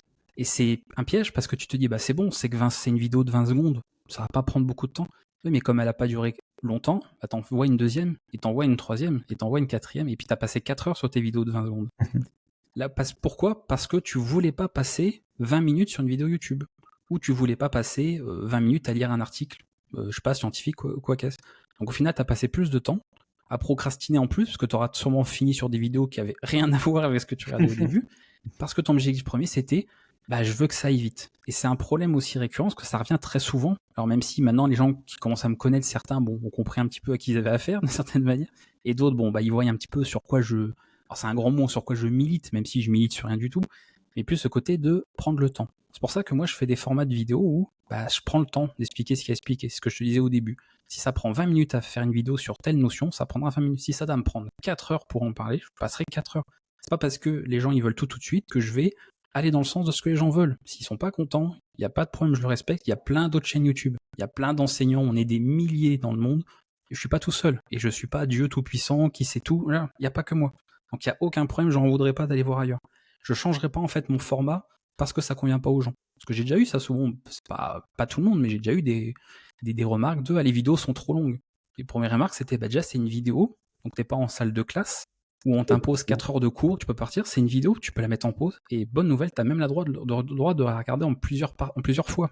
C'est-à-dire que tu peux très bien regarder une petite partie là, puis regarder plus tard, regarder demain, tu peux même la revoir. Enfin, et des fois, tu vois, c'est bizarre en fait de dire qu'il y a des gens qui sont qui n'ont pas forcément, je sais pas s'ils n'ont pas conscience, mais oui, ils ont l'impression qu'ils n'ont pas le choix. Ils se disent, bah là, il y a une vidéo de 4 heures, je vais être obligé de la regarder, tu vois, non-stop. Bah non, t'en fais ce que tu veux, c'est une vidéo, je t'imposerai en fait. Je t'ai pas enfermé dans une salle de classe en disant pendant 4 heures, je vais faire mon monologue, et t'as rien le droit de dire, tu dois écouter, tu dois pas t'endormir, tu dois pas te voir en plus se bavarder, et puis t'as pas le choix. Tu fais ce que tu veux, regarde-la en 8 fois si tu veux, coupe-la en 8 parties. Des fois, on me disait, certains, tu pourrais faire certaines vidéos un peu longues en plusieurs parties. Bah je fais, coupe la vidéo en 2 parties, voilà, t'auras tes 2 parties. Là, c'est logique en fait. Je sais pas, c'est juste logique. Et il y a ce côté de problème avec le temps où moi, je joue là-dessus. C'est-à-dire que volontairement, je suis peut-être une des rares personnes sur YouTube dans les formations, en tout cas, à privilégier de prendre le temps. J'explique aux gens qu'il faut perdre du temps. Enfin, ils ont l'impression de perdre du temps dans l'apprentissage pour mémoriser les choses. Là où tout est fait pour te faire apprendre vite. Et pourtant, c'est le meilleur moyen de ne rien retenir et de tout oublier par la suite. Donc j'essaie d'aller un peu à contre-courant, c'est pas facile, mais j'assume totalement ça prenez le temps en fait, voilà. N'essayez pas de me dire, mais à ton avis, ça je l'ai souvent en commentaire, combien de temps il va me falloir pour connaître tel langage? Je réponds souvent, j'en sais rien déjà, ça va dépendre de toi, et peu importe en fait. Donc quand on me dit, combien de temps il t'a fallu pour connaître ce langage ou maîtriser ce langage, et je reviens à ce que je disais, je maîtrise rien déjà, et je continue de l'apprendre aujourd'hui, voilà. Ça fait 10 ans que je connais certains langages, je continue de les apprendre aujourd'hui. Je peux pas me dire, c'est bon, j'ai fini. Donc si toi tu veux que ça aille vite en une semaine, en un mois, alors que moi ça fait plus de 10 ans que je suis sur un langage et je continue de l'apprendre, il y a un problème, quoi. Il y a quelque chose qui va pas. Donc j'essaye de faire prendre conscience de ça. C'est-à-dire, si vous voulez une société qui va vite, où tout arrive tout de suite, quittez ma chaîne en fait. Désolé, vous n'êtes pas chez la bonne personne. Et il y a plein d'autres personnes qui font du contenu rapide, du contenu dit fast-food, voilà, ça existe, voilà, la consommation rapide. Il y en a plein partout sur Internet. Et si vous arrivez chez moi, il va falloir prévoir un peu de temps libre. Donc, c'est un investissement. Puis ça assumé, voilà, ça assumé, même si je sais que surtout à l'époque, bah, financièrement, fallait pas faire ça. Il aurait fallu que je fasse des vidéos, voilà, 10 parties sur la même chose. Bah non, les vidéos étaient longues, alors que c'était pas rémunérateur, ça faisait moins de vues, forcément, parce que, bah, on sait, hein, la durée moyenne de visionnage sur YouTube, c'est jamais la durée de la vidéo, hein, en réalité, c'est toujours très peu. Comme mon live que j'avais fait il y a pas longtemps, là, de 6 heures, bon, bah, durée moyenne 20 minutes, hein. Donc ça veut bien dire les choses. C'est-à-dire qu'en moyenne, les gens ont passé 20 minutes sur un live de 6 heures.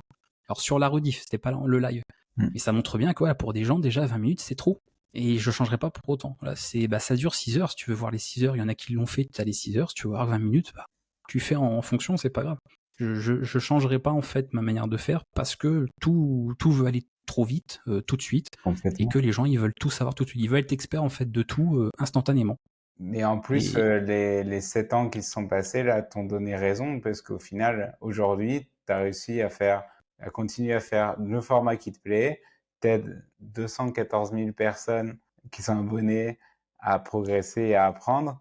Donc, je pense que l'équation, elle est résolue pour ça, tu vois. Tu as trouvé ton audience et c'est ça le principal. C'est qu'on est tellement de milliards de personnes sur Terre que c'est quand même important de faire ce qu'on a envie de faire parce qu'on peut toujours trouver quelqu'un en face avec qui ça résonne, tu vois.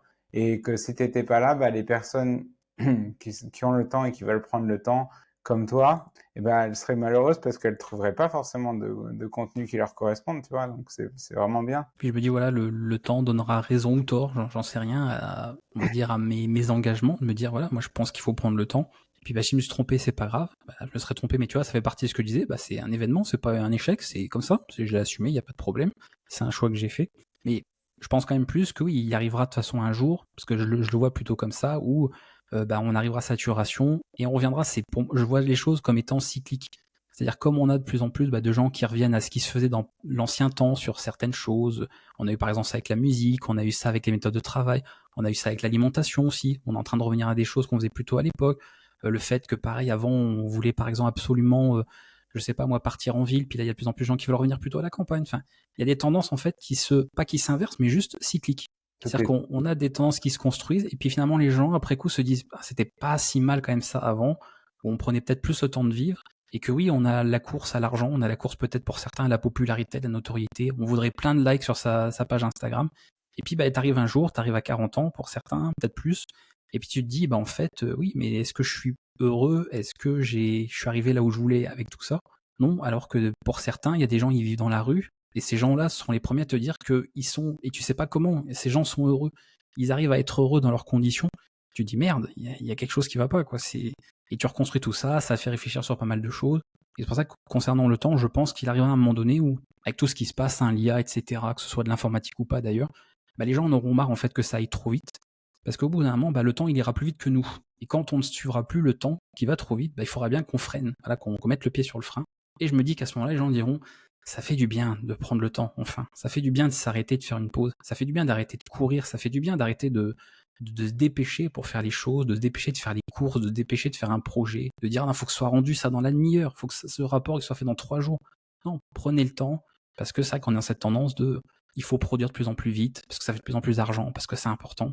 Et je me dis qu'à terme, là, voilà, ça c'est un cycle, on reviendra un petit peu au début de la vie, c'est aussi prendre son temps, et c'est pas parce que t'as pris ton temps que t'as perdu du temps, et que du coup, ça y est, t'as gâché quelque chose dans ta vie. Non, c'est apprécier la vie, c'est bien, le repos c'est important aussi, il n'y a pas que l'effort, et c'est tout ça qui construit un petit peu, qui fait la complétion finalement de notre existence, donc on verra à l'avenir ce que l'avenir nous réserve en tout cas, trop bien. concernant tout ça. Trop bien. Eh ben, écoute, on va demander à nos auditeurs qui veulent prendre le temps justement de te soutenir. Ils peuvent te contacter où? Ils peuvent te soutenir comment? Ils te trouvent comment? Bon, bah, le plus pratique, c'est directement sur mon site, jasonchampagne.fr. Comme ça, vous avez toute la vitrine, il y a tous les réseaux sociaux, évidemment, parce que même si je déteste, j'insiste bien, je déteste les réseaux sociaux, mais voilà, ça fait partie de nombreuses choses où, bah, pour faire la promotion de son travail, bah, ça aide beaucoup. Et encore une fois, bah, on a la chance que ce soit gratuit. Voilà, on ne paye pas pour mettre une annonce placardée sur des murs, c'est gratuit. Donc même si vous détestez comme moi ça, bah, n'hésitez pas à follow, à suivre, à vous abonner, j'en sais rien. Donc ça ne coûte rien. Et que bah, la vie, les algorithmes font que bah, quand on a des abonnés en plus, des personnes qui nous suivent en plus, eh bien ça gagne en notoriété, c'est comme ça que ça fonctionne. Donc si ça peut aider, c'est le bon moyen de le faire. Et puis bah, de voir si les choses vous intéressent aussi, si ça peut peut vous faire découvrir de nouvelles passions éventuellement, ou juste un passe-temps, hein, pour certains qui savent pas quoi faire de leur samedi après-midi, eh bien, ce sera toujours bon à prendre aussi. Bah, super, bah, je te remercie Jason, c'était génial. Ouais, on a eu moi, même si évidemment c'est passé très vite, comme Ouais. très souvent, de cas, mais c'était Complètement. très intéressant. Puis j'aime J'avais- bien ces échanges-là. C'est pas ça change des échanges toujours sur des points techniques, tout ça. Là, on est plus dans le côté philosophique, plus dans discussion. Moi, j'aime bien ce genre de discussion, quoi. C'est toujours des thèmes Complètement. à aborder que je trouve intéressants. Félicitations, vous venez de terminer cet épisode. Il a nécessité plus de 16 heures de travail. C'est le moment pour vous de nous soutenir et de le partager maintenant à 2 amis.